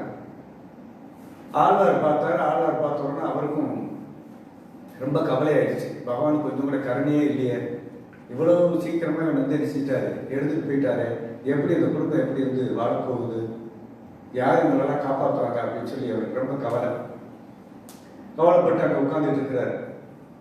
அப்போ அந்த சடங்கெல்லாம் செய்யறாரு, நமக்கு செய்ய முடியாது, சடங்கு செய்யணுமே, அந்த சடங்கு செய்யறதுக்காண்டி ஒரு வாத்தியார் வந்தாரு. வாத்தியார் வந்து பார்த்தாருங்க, அடிச்சு அழுதுகிட்டு இருக்கிறாங்க. அவர் பார்த்தாருங்க, எல்லாம் ரெடி பண்ணாரு, எல்லாம் அந்த ஹோமம் பண்ணுறதுக்கான அந்த சட்டில எல்லாம் எடுத்து வச்சு எல்லாம் ரெடி பண்ணிட்டு இருந்தாரு. எல்லாத்தையுமே ரெடி பண்ணி வச்சுட்டாரு. ரெடி பண்ணி வச்சுட்டு சொன்னாரு, நாளைக்கு நேரம் போய்கிட்டு இருக்குது, அந்த சரியான நேரத்தில் அதெல்லாம் செஞ்சு முடிச்சு இன்னைக்கு என்ன செய்யணும், உடலை வேற எடுத்து கொண்டு போய் அடக்கணும் பண்ணணும், அதனால கொஞ்ச நேரத்துக்கு அமைதியாக இருக்கு நான் சொல்லி கொஞ்சம் மந்திரங்கள்லாம் சொல்லி அந்த யாகம்லாம் பண்ணி எல்லாம் செய்ய வேண்டிய அந்த நெருப்பெல்லாம் வளர்க்கணும். ஏன்னா சாஸ்திரம் சொல்லுது 7 விதமான நெருப்பு இருக்குன்னு சொல்லி. எல்லா நெருப்பும் இந்த உடலை எரிச்சிடாது. நம்ம சமைக்கிறதுக்கு வேற நெருப்பு, உடலை எரிக்கிறதுக்கு வேற நெருப்பு, யாகம் பண்றோம்னு சொல்லி சொன்னா யாகம் பண்றதுக்கான நெருப்பு வேற, தீபம் ஏற்றக்கூடிய நெருப்பு வேற, இது மாதிரி 7 விதமான நெருப்புகள் இருக்குது, அக்னி. ஸோ அதனால அந்த உடலை சாப்பிடணும்னு சொல்லி சொன்னா அதுக்குன்னு சொல்லி ஒரு நெருப்பு இருக்கு, பிரேதாக்னின்னு சொல்லி சொல்றாங்க. அந்த நெருப்பு என்ன செய்யணும், வேற மந்திரங்களை சொல்லி அதை ஆராதனைலாம் பண்ணணும், அதுக்கு யாகம்லாம் பண்ணணும். அதனால கொஞ்சம் வழி கொடுங்க, நிறைய சடங்குகள்லாம் செய்ய வேண்டியது, ஒரு முறையாக செய்ய வேண்டிய சடங்குகள்லாம் இருக்குது, அதுக்கு கொஞ்சம் வழி கொடுங்கன்னு சொல்லி பார்க்குறாரு. அவங்க யாரும் கேட்கல, அவங்க எல்லாம் ரொம்ப அடிச்சு அழுகுறாங்க, நெஞ்சில் அடிச்சு அழுதுகிட்டு கதறிக்கிட்டு இருக்கிறாங்க. மயக்கம் போட்டு விழுகிற மாதிரி. இப்போ அவர் கோபம் ஆயிடுச்சு, ஐயர் கோபம் ஆயிடுச்சு, கோபமாய் கத்திட்டாரு. எல்லாரும் இப்போ விட்டு விலகிறீங்களா? அவனுக்கு நான் செய்ய வேண்டிய சடங்கெல்லாம் நிறையா இருக்கு, செஞ்சு என்ன செய்யணும், முறைப்படி அவன் வந்து அனுப்பி வைக்கணும். போகிற இடத்துக்கு சரியான முறையில் மந்திரங்கள் சொல்லி நான் அனுப்பி வைக்கணும். இல்லை முடியாதுன்னு சொல்லி சொன்னீங்கன்னா நீங்களும் சொல்லுங்க, உங்களையும் சேர்ந்து நான் செய்கிறேன் அனுப்பி வைக்கிறேன்னு சொல்லி சொன்னார். போகிறதுக்கு வழியில் விட மாட்டேங்கன்னு சொல்லி சொன்னா செய்யணும், அவரோட சேர்த்து உங்களையும் போகிறதுக்கு மந்திரத்தை சொல்லி நான் அனுப்பி வைக்கிறேன்னு சொல்லி சொன்னார். கூட்டமெல்லாம் என்ன செஞ்சிருச்சு, கலைஞ்சு போயிடுச்சு. அப்போ தான் ஆழ்வார்க்கே புரிஞ்சு இந்த கூட்டம் பூரா நம்ம ஏமாத்துற கூட்டம், ஏமாத்துற கூட்டம் தான் நம்ம என்ன செஞ்சுட்டு இருக்குது, இப்படியெல்லாம் அழுதுகிட்டு இருக்கு. ஏன்னா போகிற அவ்வளோ அன்பு இருந்துச்சு சொன்னால் சேர்ந்து போகணுமே. இப்போ ஒரு கணவன் மனைவி இருக்கிறான்னு சொன்னால் எவ்வளோ காலம் நம்ம கூட சேர்ந்து வாழ்ந்துக்கிட்டு இருக்கிறோம். இறந்து போயிட்டா, கணவர் இறந்து போயிட்டாருன்னா மனைவி நினைச்சுறாங்க, ஒரு 10 நாளைக்கு சும்மா நான் வச்சிருக்கிறேன் இங்கே, அதே பெட்லேயே நான் வச்சிருந்து கூட அது ஒன்றா இருந்துக்கிறேன்னு சொல்லி சொல்ல முடியுமா? இன்னைக்கே தூக்கி என்ன செஞ்சிடணும், அடக்கம் பண்ணிட்டு தான் சொல்கிறாங்க. பரவாயில்ல, 50 வருஷம் என் கூட என் கணவர் வாழ்ந்துருக்கிறாரு, ஒரு 2 நாளைக்கும் நான் என்ன செய்கிறேன், ரூமில் ஒன்றா படுத்துக்கிறேன்னு சொல்லி அந்த மனைவி வச்சிருக்க முடியுமா அந்த பிணத்தை? முடியாது.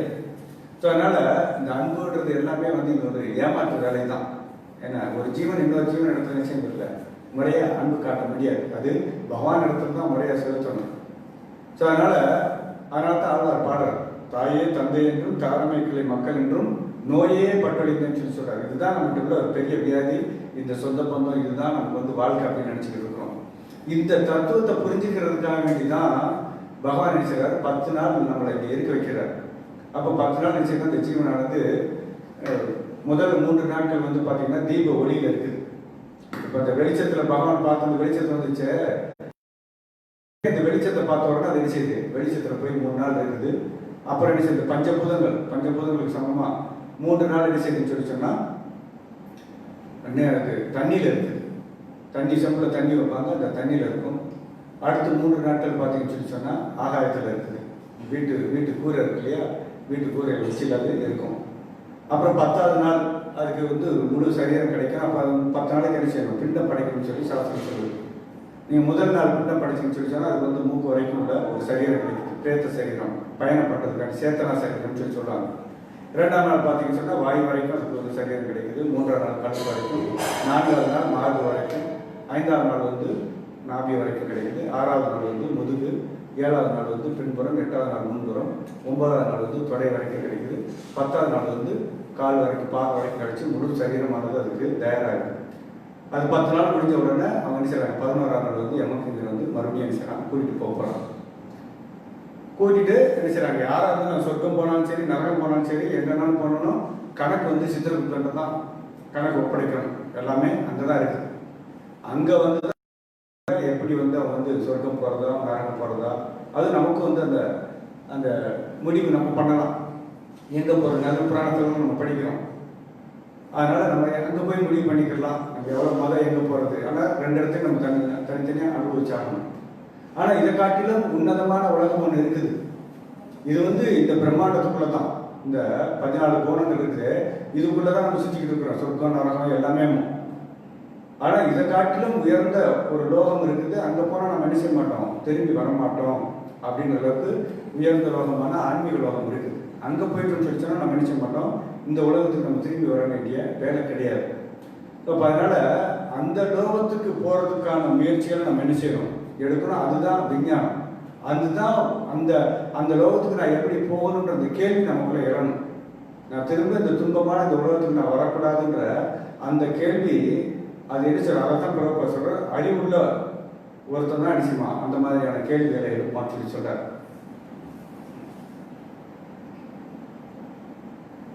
அதனால நல்ல இப்போ அதுக்கு நமக்கு என்ன செய்யணும், நிறைய அறிவு தேவைப்படுது. அந்த அறிவு எங்கே எடுக்க முடியும், வேதங்கள்ல தான் எடுக்கணும். வேற எங்கேயும் இது சொல்லப்படலை. வேதங்கள் தான் இந்த முழுசாக செஞ்சிருக்குது, முழுமையாக கொடுக்கப்பட்டிருக்குது. அதனால வேதங்கள்லேருந்து நம்ம என்ன செய்யணும், இதை படித்து தெரிஞ்சுக்கணும். பகவத்கீதா தான் சொல்கிறார், 2 விதமான மார்க்கங்களை பற்றி சொல்லிக்கிட்டு இருக்கிறார். வந்து வெளிச்சத்தில் போகிறவன் பகல் பொழுதுல போகிறவன் செய்கிறான், ஆண்களை ஒத்து போகிறான். இன்னொருத்தன் இருள் இல்லை போய் என்ன செய்ய போகிறான், துன்பமான இடத்துக்கு, இருளான இடத்துக்கு போய் சேரலாம் அப்படின்றதுக்கெல்லாம் சொல்கிறார். ஸோ இதெல்லாம் நமக்கு தெரிஞ்சுக்கணும். எப்படி பக்தர்கள் வந்து 2 மார்க்கங்களை பற்றி நம்ம நினைச்சணும், கண்டிப்பாக நம்மள தெரியணும். வெறுமனே வாழும் கலை மட்டும் எப்படி வந்து எப்படினாலும் வாழலாம். பொதுவாக வாழ்றதுக்கு நம்ம பெருசாக தெரிஞ்சுக்கணும் கூட அவசியம் இல்லை. இங்கே வந்து ஏழையாக வாழலாம், பணக்காரனை வாழலாம், என்ன படித்தவனாக இருந்தாலும் சரி, படிக்காதவனோ, அழகானவன், அழகு இல்லாதவன், இங்கே அந்த பிரச்சனையே கிடையாது. எப்படின்னா நீங்கள் என்ன செய்யலாம், வாழ்ந்துட்டு போயிடலாம். ஆனால் முக்கியமாக நமக்கு மரணம் அடையக்கூடிய கலை வந்து நமக்கு தெரியும். நம்ம மரணம் அடையிறது தெரியலன்னு சொல்லி சொன்னால் திரும்ப அடிச்சோம் நம்ம இந்த லோகத்தில் தான் சுற்றிட்டு இருக்க வேண்டிய சூழ்நிலை ஆகிடும். இங்கே வந்து நம்ம சுற்றிட்டு இருந்தோம்னு சொல்லி சொன்னால் மறுபடியும் அந்த அரைச்சமாக தான் ஆட்டின மாதிரி தான் வேற ஒன்றும் இங்கே வந்து கிடையாது. திரும்ப இங்கே சுற்றிக்கிட்டே இருக்கணும் அப்படின்னு சொல்லி. ஸோ அதனால தான் பிரபுபார் வந்து நீங்கள் செய்ய பக்தன் ஆகிடுன்னு சொல்லி சொல்கிறார். பக்தன் ஆகிட்டீங்கன்னு சொன்னால் நம்ம நினைச்ச கூட ஆன்மீக உலகத்துக்கு போயிடலாம். நம்ம என்ன இந்த உலகத்தில் என்ன விஷயம் செஞ்சாலும் அவரை கொண்டு போய் சொல்கிறதுக்கு வந்து 12 பேர் இருக்கிறாங்க, சிராவணர்கள் சொல்லி. கருட புராணத்தில் படிக்கலாம், 12 சிராவணர்கள் இருக்கிறாங்க. அவங்க யார் சொன்னால் விஷ்ணுவுடைய தூதர்கள். எப்படி யமனுக்கு தூதர் யமகிங்கரன் இருக்கிறானோ அதே மாதிரி விஷ்ணு தூதர்கள் இருக்கிறாங்க. அந்த விஷ்ணு தூதருக்கு தான் என்ன செய்கிறாங்கன்னா ஒவ்வொரு நொடிப்பொழுது நம்ம செய்யக்கூடிய எல்லா செயல்கள் நம்ம மனசில் நினைக்கிற மறுபடியும் எல்லாத்தையும் என்ன செய்கிறாங்கன்னா அங்கே சித்திரகுப்தனுடைய கணக்கில் அவங்க தான் என்ன செய்யறது எழுதி வைக்கிறாங்க.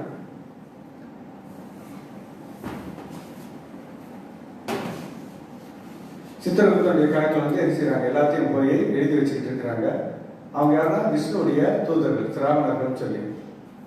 இந்த 12 சிராவணர்கள் இவங்களுக்கு சொல்லக்கூடிய மெசேஜ் கொடுக்கக்கூடியது யாருன்னு சொல்லி சொன்னால் பரமாத்மா கொடுக்குறாரு. நம்ம ஹிருதயத்தில் இருக்கக்கூடிய பரமாத்மா இருக்கிறாரு.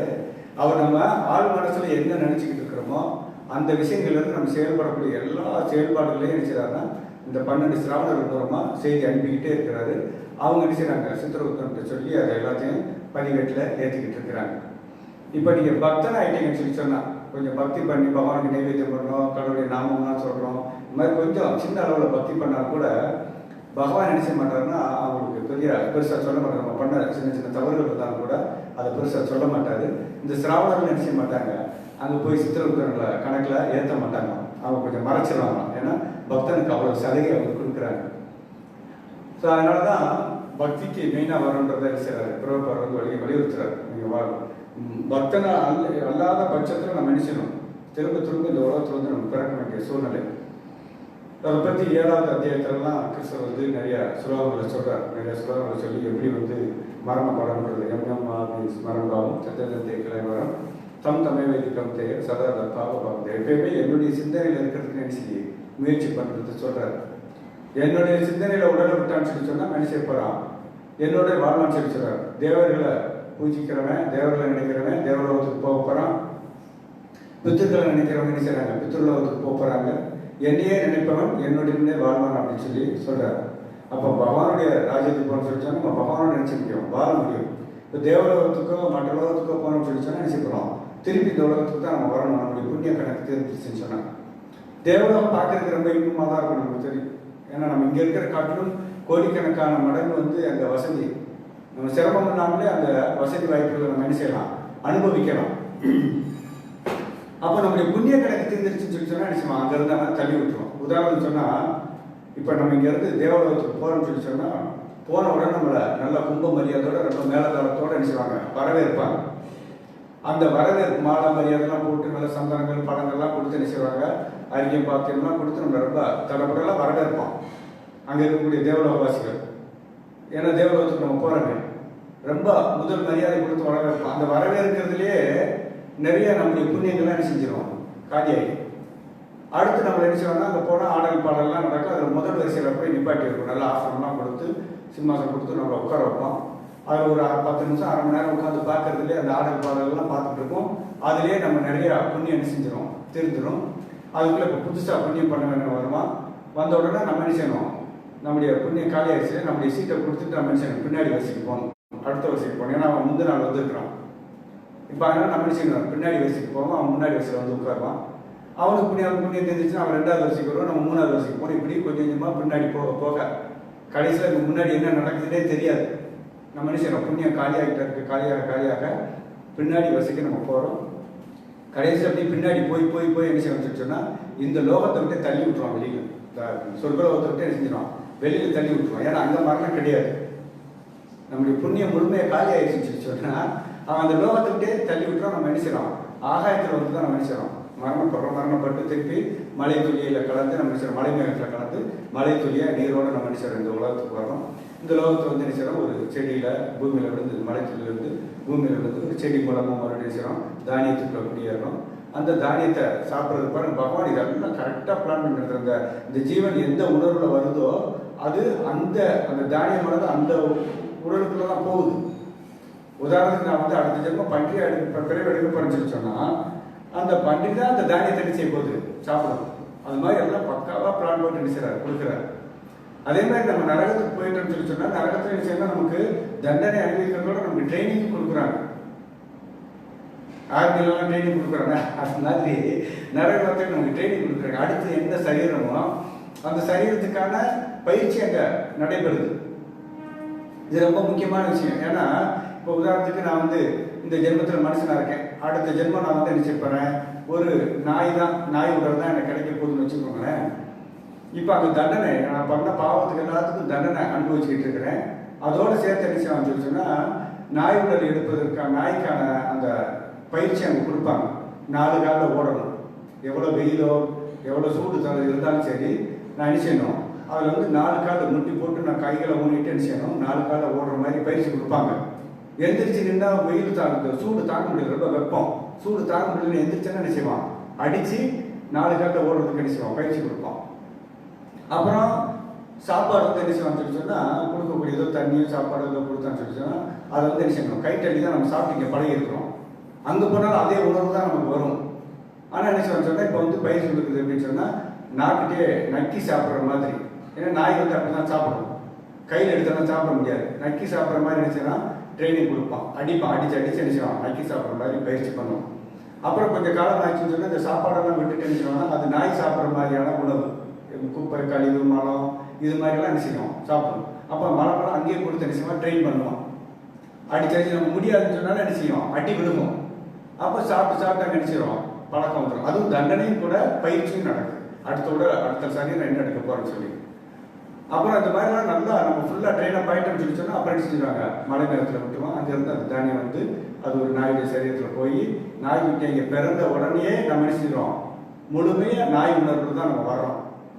ஏன்னு சொன்னால் ஏற்கனவே நம்ம ஆல்ரெடி என்ன செஞ்சுட்டோம், அந்த எவப்பட்டத்திலே ட்ரைனிங் எல்லாம் பக்காவாக நமக்கு முழுமையான நல்ல பக்கா ட்ரைனிங் ஆனப்புறம் தான் நம்ம வந்து என்ன செய்யறோம், எப்படி ஆர்மிலெலாம் வந்து நல்லா முழுமையாக ட்ரைனிங் ஆனப்புறம் தான் என்ன செய்யறோம், கன்னெல்லாம் கொடுத்து அனுப்பி வைக்கிறோம். அதே மாதிரி தான் எவப்பட்டத்தில் நம்ம ஃபுல்லாக நல்ல ட்ரெயினாக போயிட்டோம். 100% வந்து நம்ம நாயின்ற உணர்வுக்கு நம்ம வந்துட்டோம்னு சொல்லி சொன்னால் அப்புறம் தான் கொண்டு போய் என்ன செய்யலாம், அங்கே போய் விடலாம். விட்ட பிறகு நம்ம என்ன செய்யறோம், இங்கே வந்த உடனே பிறந்த உடனே நான் என்ன செய்கிறேன், நான் வந்து இதான் நான் வந்து நாய், இது நாயோடைய அம்மா, அந்த அந்த கான்சியஸ் எல்லாம் ரொம்ப கரெக்டாக இருக்கும். என்னுடைய சாப்பாடு தேடி நான் நினைச்சிடறேன், ஆட்டோமேட்டிக்காக ஓடுறேன். பண்டிகைலாம் பார்க்குறோம், பண்டிகை குட்டியாக நாயெல்லாம் இருக்கட்டும், அது அந்த வாசனை பிடிச்ச உடனே அதை என்ன செய்யுது, அது அதோடைய அந்த கேரக்டரை உடனே ஆரம்பிச்சிடும். லேட் பண்ணிக்கலாம் இருக்காது, நம்மள மாதிரிலாம் லேட் பண்ணுறது கிடையாது. மனுஷனுக்கு தான் வந்து எல்லாமே வந்து எல்லாம் ரொம்ப லேட்டு. அந்த நாய்களெல்லாம் பார்த்தீங்கன்னா அது ஒரு மாதத்துலேயே ஒரு 15 நாளே என்ன செஞ்சிடும், அது அதோடைய உணவை தேடி செய்யும், ஓட ஆரம்பிச்சிடும். அதோடைய செயல்கள் எல்லாமே என்ன செஞ்சிடும், ஆரம்பிச்சிடும். ஸோ அவ்வளோ ஃபர்ஸ்ட் ஏன்னா அங்கே என்ன செஞ்சிருச்சு, ரொம்ப பக்காவாக ட்ரைனிங்லாம் கொடுத்து அனுப்பிடுறாங்க. ஸோ இது மாதிரி ட்ரெயின் பண்ணி வந்ததுனால மனுஷன் அந்த உடலில் அந்த சரீரத்தில் அதனால தான் கேட்குறாரு, ஆழ்வார் கேட்குறாரு. நம்மால் வரகத்தில் மதுரகவி ஆழ்வார் கேட்குறாரு. அன்னைக்கு கூட சொன்னேன் நான், செத்தத்தின் வயிற்றில் சிறியது பிறந்தால் எத்தை தின்று எங்கே கிடக்குன்னு சொல்லி அவர் சுலபமாக பதில் சொல்கிறார், அத்தை தின்று அங்கே கிடக்கும். இந்த செத்த உடல் இது வந்து பாடி தான், வெறும் சரீரம் தான், பஞ்சபூதத்தாலான ஒரு சரீரம். இந்த சரீரத்துக்குள்ள சின்னது ரொம்ப சிறிய ஆத்மா உள்ள பூந்துச்சுன்னு சொல்லி சொன்னா அது எந்த மாதிரி உணர்வோட எந்த மாதிரி இங்கே வாழ போகுது அப்படின்னு சொல்லி அவர் சொல்லிட்டாரு, அத்தை தின்று அங்கே கிடக்கும். அது எந்த மாதிரி உடல் எடுக்குதோ அந்த மாதிரி உணர்வு தான் அது வாழும் சொல்லிட்டாரு. ரொம்ப சுலபமான பதில் அது. எந்த மாதிரி உடல் எடுத்துருக்கிறோமோ அந்த உணர்வு தான் நம்ம மனுஷி போகிறோம், வாழ போகிறோம் அப்படின்னு சொல்லி. ஸோ அதனால் அது எல்லாமே அங்கே எல்லாம் ட்ரைனிங் நடக்குது. இதெல்லாம் நம்ம கேட்கும்போது நம்ம என்ன செய்யணும்னு சொன்னால் நமக்கு அந்த உண்மை விஷயங்கள் தெரிய வரணும். ஸோ இந்த மாதிரி திருப்பி இன்னொரு உடலில் போய் நம்ம மாட்டிக்கிட்டு சிரமன்றதுலாம் நமக்கு வேண்டியதில்லை. இப்போவே ஒழுங்காக நம்ம பக்தி பண்ணி என்ன செய்யணும், பகவானுக்கு வந்து சேவை பண்ணிட்டு பகவானுக்கு தொண்டு சேர்த்துட்டு அந்த லோகத்துக்கு போயிடணுன்ற எண்ணம் நமக்கு வரணும். அப்படி இல்லாத பட்சத்தில் நம்ம நினைச்சு போகிறோம், இங்கே தான் சுற்றிட்டு இருப்போம். இந்த 14 லோகத்துக்கு தான் ரங்கராட்டின மாதிரி ஒரு நேரம் மேலே போகிறோம், ஒரு நாளும் கீழே வரோம். பிரம்மாண்ட பிரமிதி போனே பாக்கியவான் ஜீவோ. இந்த பிரம்மாண்டத்தில் மேலே மேலே என்ன செய்யுது, பிறப்பு இறப்புல என்ன செய்யுது, ஒரு நேரம் கீழே போகிறோம், பாதாளோகம் வரைக்கும் போகிறோம், ஒரு நேரம் சத்தியலோகம் வரைக்கும் போகிறோம். இப்படி திரும்ப திரும்ப என்ன செய்யிட்டு இருக்கிறோமா, சுற்றிக்கிட்டு இருக்கிறோமா. அதைத்தான் சொல்லுது பிரம்மாண்ட பிரம்மதேவனை பாக்கியவான்னு சொல்லுவோம்.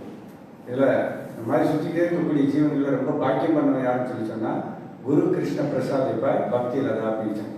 குரு கிருஷ்ணருடைய அந்த கருணை, பக்தின்ற அந்த கருணை முழுமையாக யாருக்கு கிடைச்சிருக்குதோ அவன் தான் வந்து ரொம்ப பாக்கியம் செய்யப்பட்டோம்னு சொல்லி சாஸ்திரம் சொல்லுது. சொல்கிற மரணம் கடை நமக்கு வந்து இந்த கேள்விகள் எழணும். எதுக்கு வந்து நம்ம இங்கே வந்து இப்படி நம்ம மரணம் அடைஞ்ச பிறகு எங்கே போக போகிறோம், என்ன ஆக போகிறோம் அப்படின்ற கேள்வி நமக்கு எழணும்.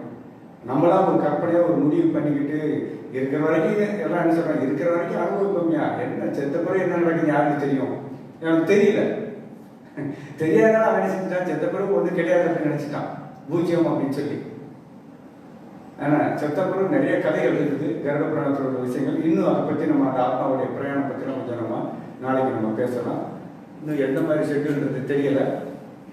அதை நாளைக்கு நாங்கள் டிஸ்கஸ் பண்ணிவிட்டு அதுக்கப்புறம் நம்ம வகுப்பு எப்படி தொடரலாம் என்றது நம்ம தொடர்ந்து வரலாம். ஹரே கிருஷ்ணா. கேள்வி நேரம். ஒருத்தர் கேள்வி போட்டிருக்கார். ஜெகநாத் பிரபு, ஜெகநாத் ஜெகத் பவன் பிரபு. பேசலாம், சொல்லுங்க பிரபு. இங்க வந்து எம்ஜிஎம் ஆபீஸ் பாவம் அது வந்து 7வது அத்தியாயம் 8வது அத்தியாயம் 7வது அத்தியாயமா? 8வது அத்தியாயம் 8வது அத்தியாயம். ஓகே, அது ஒரு கரெக்ஷன். அதுக்கப்புறம் வந்து இப்ப வந்து நான் இந்த ஜீவராசிகள்லாம் உடனே கலந்து ஒரு 10 நிமிஷம் 5 நிமிஷம் அதுதான் ஓடுது, நடக்குது. Correct sir? சொல்லுங்க, சரியா கேட்கல, கொஞ்சம் தெளிவா பேசுங்களேன். கலந்த உடனே இந்த ஜீவராசிகள்லாம் உடனே நடக்குது, சாப்பிட்டு போகுது. ஆமா. ஆனா மனிதனுக்கு மட்டும் ரொம்ப லேட் ஆகுது, நடக்கிறது ரொம்ப லேட் ஆகுது, சாப்பிட்றது அம்மா தான் ஊட்டுறாங்க. அது அம்மாவோட எப்ப ஒண்ணுதா? அது என்ன காரணம்? மனித உடல் வந்து பாத்தீங்கன்னா பரிணாம வளர்ச்சியில நம்ம மனித உடல் மற்ற மிருகங்கள்ல இருந்து நம்ம வந்திருக்கிறோம். நமக்கு அங்க எமப்பட்டினம் போய் மற்ற மிருகங்கள் வந்து எமப்பட்டினம் போகாது. மனுஷன் மட்டும்தான், மனுஷனுக்கு தான் இந்த கீழ் உலகங்கள் எல்லாமே. மற்ற மிருகங்கள் வந்து போறதுக்கு அங்க வாய்ப்பு கிடையாது. அப்ப அதுக்கு ட்ரைனிங் எல்லாம் கிடையாது. எந்த ட்ரைனிங் இல்லாததுனால இவன் மனுஷ பரிணாம வளர்ச்சி படி அவன் கொஞ்சம் செஞ்ச பரிணாம வளர்ச்சி படி அது செய்து மிருகங்களா இருந்தது. இப்ப சொன்னீங்க நாய்க்கு ட்ரைனிங் கொடுப்பாங்க நீங்க. ஆமா. அப்ப அந்த ட்ரைனிங் கொடுக்காம ட்ரைனிங் கொடுத்ததுனால அது வந்து என்ன செய்யுது, அது அந்த உடல்ல வந்த உடனே அது வேலையை ஆரம்பிச்சிருது. மனித உடல்ல இப்ப வந்து பார்க்க ஒரு பசுவா இருந்ததோ, ஒரு ஆடா இருந்ததோ, ஒரு பறவையோ ஏதோ ஒன்று மனித பிறவிக்கு வரப்போகுதுன்னு சொன்னா அது எமப்பட்டதுக்கு அதுக்கு அந்த ட்ரைனிங் எல்லாம் கிடையாது. அது டைரக்டா என்ன செய்யுது, மிருக உடல்ல இருந்து என்ன செய்யுது மனித உடலுக்கு அது வந்துருது. மனித உடலுக்கு வந்ததுனால அது ஒன்றும் கிடையாது, ஒன்றும் தெரியறது இல்லை. அப்ப எல்லாமே தாய் தகப்பன் சொல்லி கொடுத்து தான் இந்த உலகம் என்ன செய்யுது, கற்றுக் கொடுத்து தான் அது வந்து கொஞ்சம் கொஞ்சமா படிப்படியா அது வளர்ச்சி வருது. வந்தாலும் நம்ம தெரிஞ்சுக்கிடலாம், கொஞ்சம் காலம் கழிச்சு தெரிஞ்சுக்கலாம். ஒரு குழந்தைகளை பார்க்கும்போது அது இதுக்கு முன்னாடி என்ன ஜென்மத்தில் இருந்துச்சுன்னு சொல்லி நம்மளே கொஞ்சம் ஐடென்டிஃபை பண்ணலாம். சிலர் பார்க்கலாம், குழந்தையாட்டு போய் சிலர் என்ன செய்வான், எதை எடுத்தாலும் அப்படி பிடிக்கி கட்டிக்கிறது, பரண்டி வைக்கிறது அப்படிலாம் செஞ்சுக்கிட்டு இருப்பான். அப்ப அந்த மாதிரி கேரக்டர் அவன் இதுக்கு முன்னாடி என்ன ஜென்மம் எடுத்திருந்தான்றது நம்ம தெரிஞ்சுக்கிடலாம். ஏதோ ஒன்று அதுல இருந்து அவன் வந்திருக்கான்றது.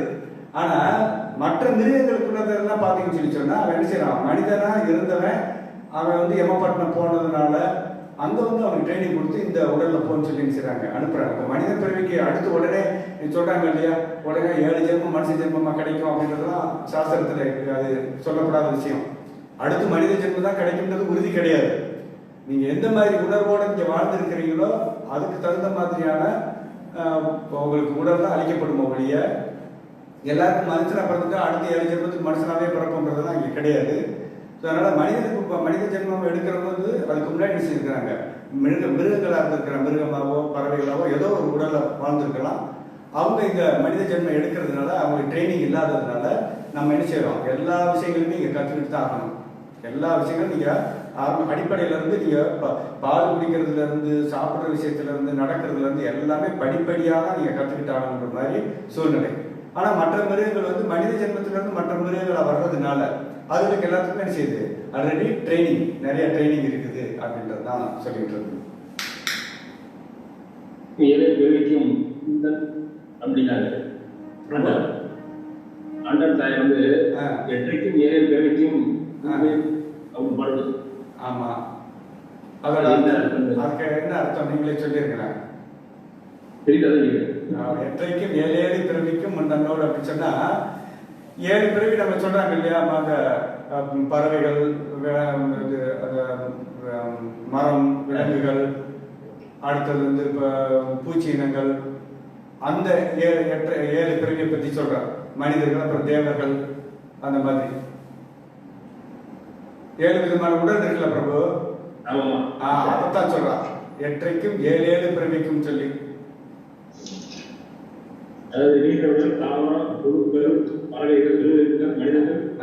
தேவர்கள், பூச்சி இனங்கள்லாம் இருக்கு இல்லையா, அதெல்லாம் சேர்த்து மொத்தம் 7 பிறவி வரும்.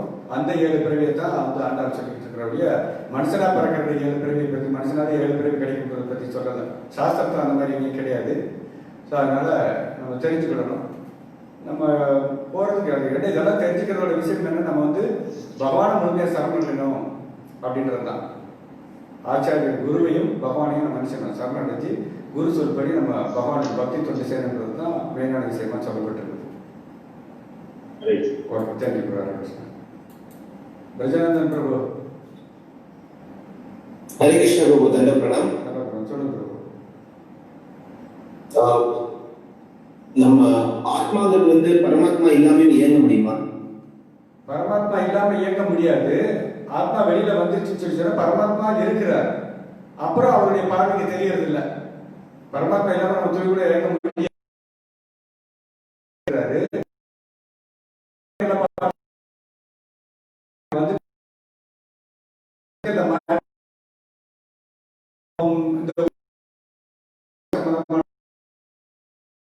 அடுத்து என்ன செய்யணும் ஏது செய்யணுன்றதெல்லாம் இந்த ஆத்மா சிந்திச்சுட்டு செஞ்சிருது, மறந்துருது. பரமாத்மா பெருசா அதுக்கு வாய்ப்பு கிடைக்காம போயிருது. நமக்கு அந்த ஜீவன் பரமாத்மா மறந்த நிலையில தான் இருக்கிறோம்.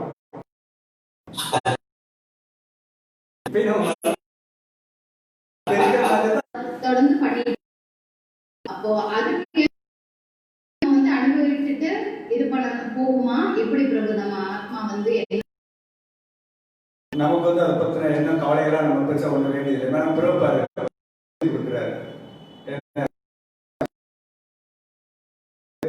சீட்டில் இருக்கிறாரு. அதனால தான் அவங்களுக்கு பெருசா மற்ற விஷயங்கள்லாம் கணக்கு ராமானுஜன் சொல்லி சொன்னாலே கூட போதும். ராமானுஜ ராம சொல்லாட்டாலும் ராமானுஜன் இல்லை, நம்ம தைரியமா நம்ம என்ன செய்யலாம், நம்முடைய பக்தி தொண்டை செஞ்சுக்கிட்டு இருக்கலாம். நம்ம ரொம்ப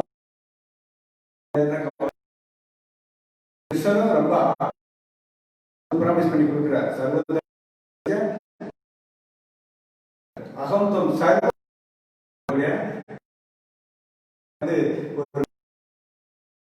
மிச்ச ஒரு பார்க்கலாம் அவர் சொல்ற சர்வ பாபி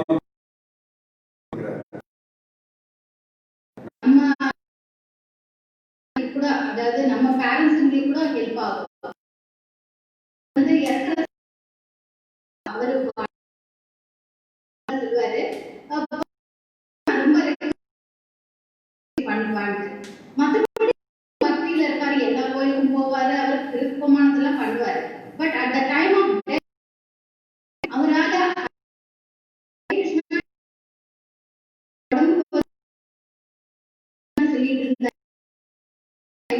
நமக்கு முன்னாடி அவருக்கு தெரிஞ்சது, நம்ம ஆள் மனசுல இருக்கக்கூடிய விஷயம் சிந்திக்கிறதுக்கு முன்னாடி அவருக்கு அந்த விஷயம் கொள்ளுது.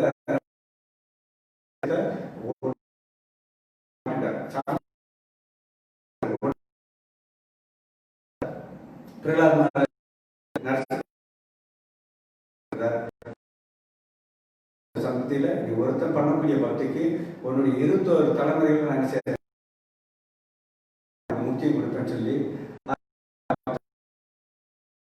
நம்ம வந்து நம்ம பக்தி பண்ண கேக்குதுமா, சொல்லுங்க. இப்ப நான் கிருஷ்ண பக்திக்கு வந்து ஒரு 6 வருஷத்துக்கு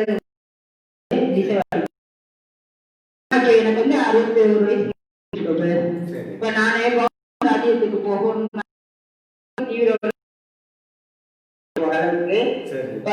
அரைக்கணவு சொல்லுங்கம்மா. காணாமத்தி பண்றது அந்த மாதிரி கொஞ்சம் இது வந்து போறாங்க. சிக்ஷா குரு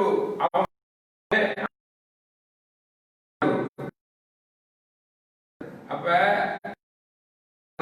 சிக்ஷா குருவா அவங்களையும் சேர்த்து நம்ம பக்தி பண்றது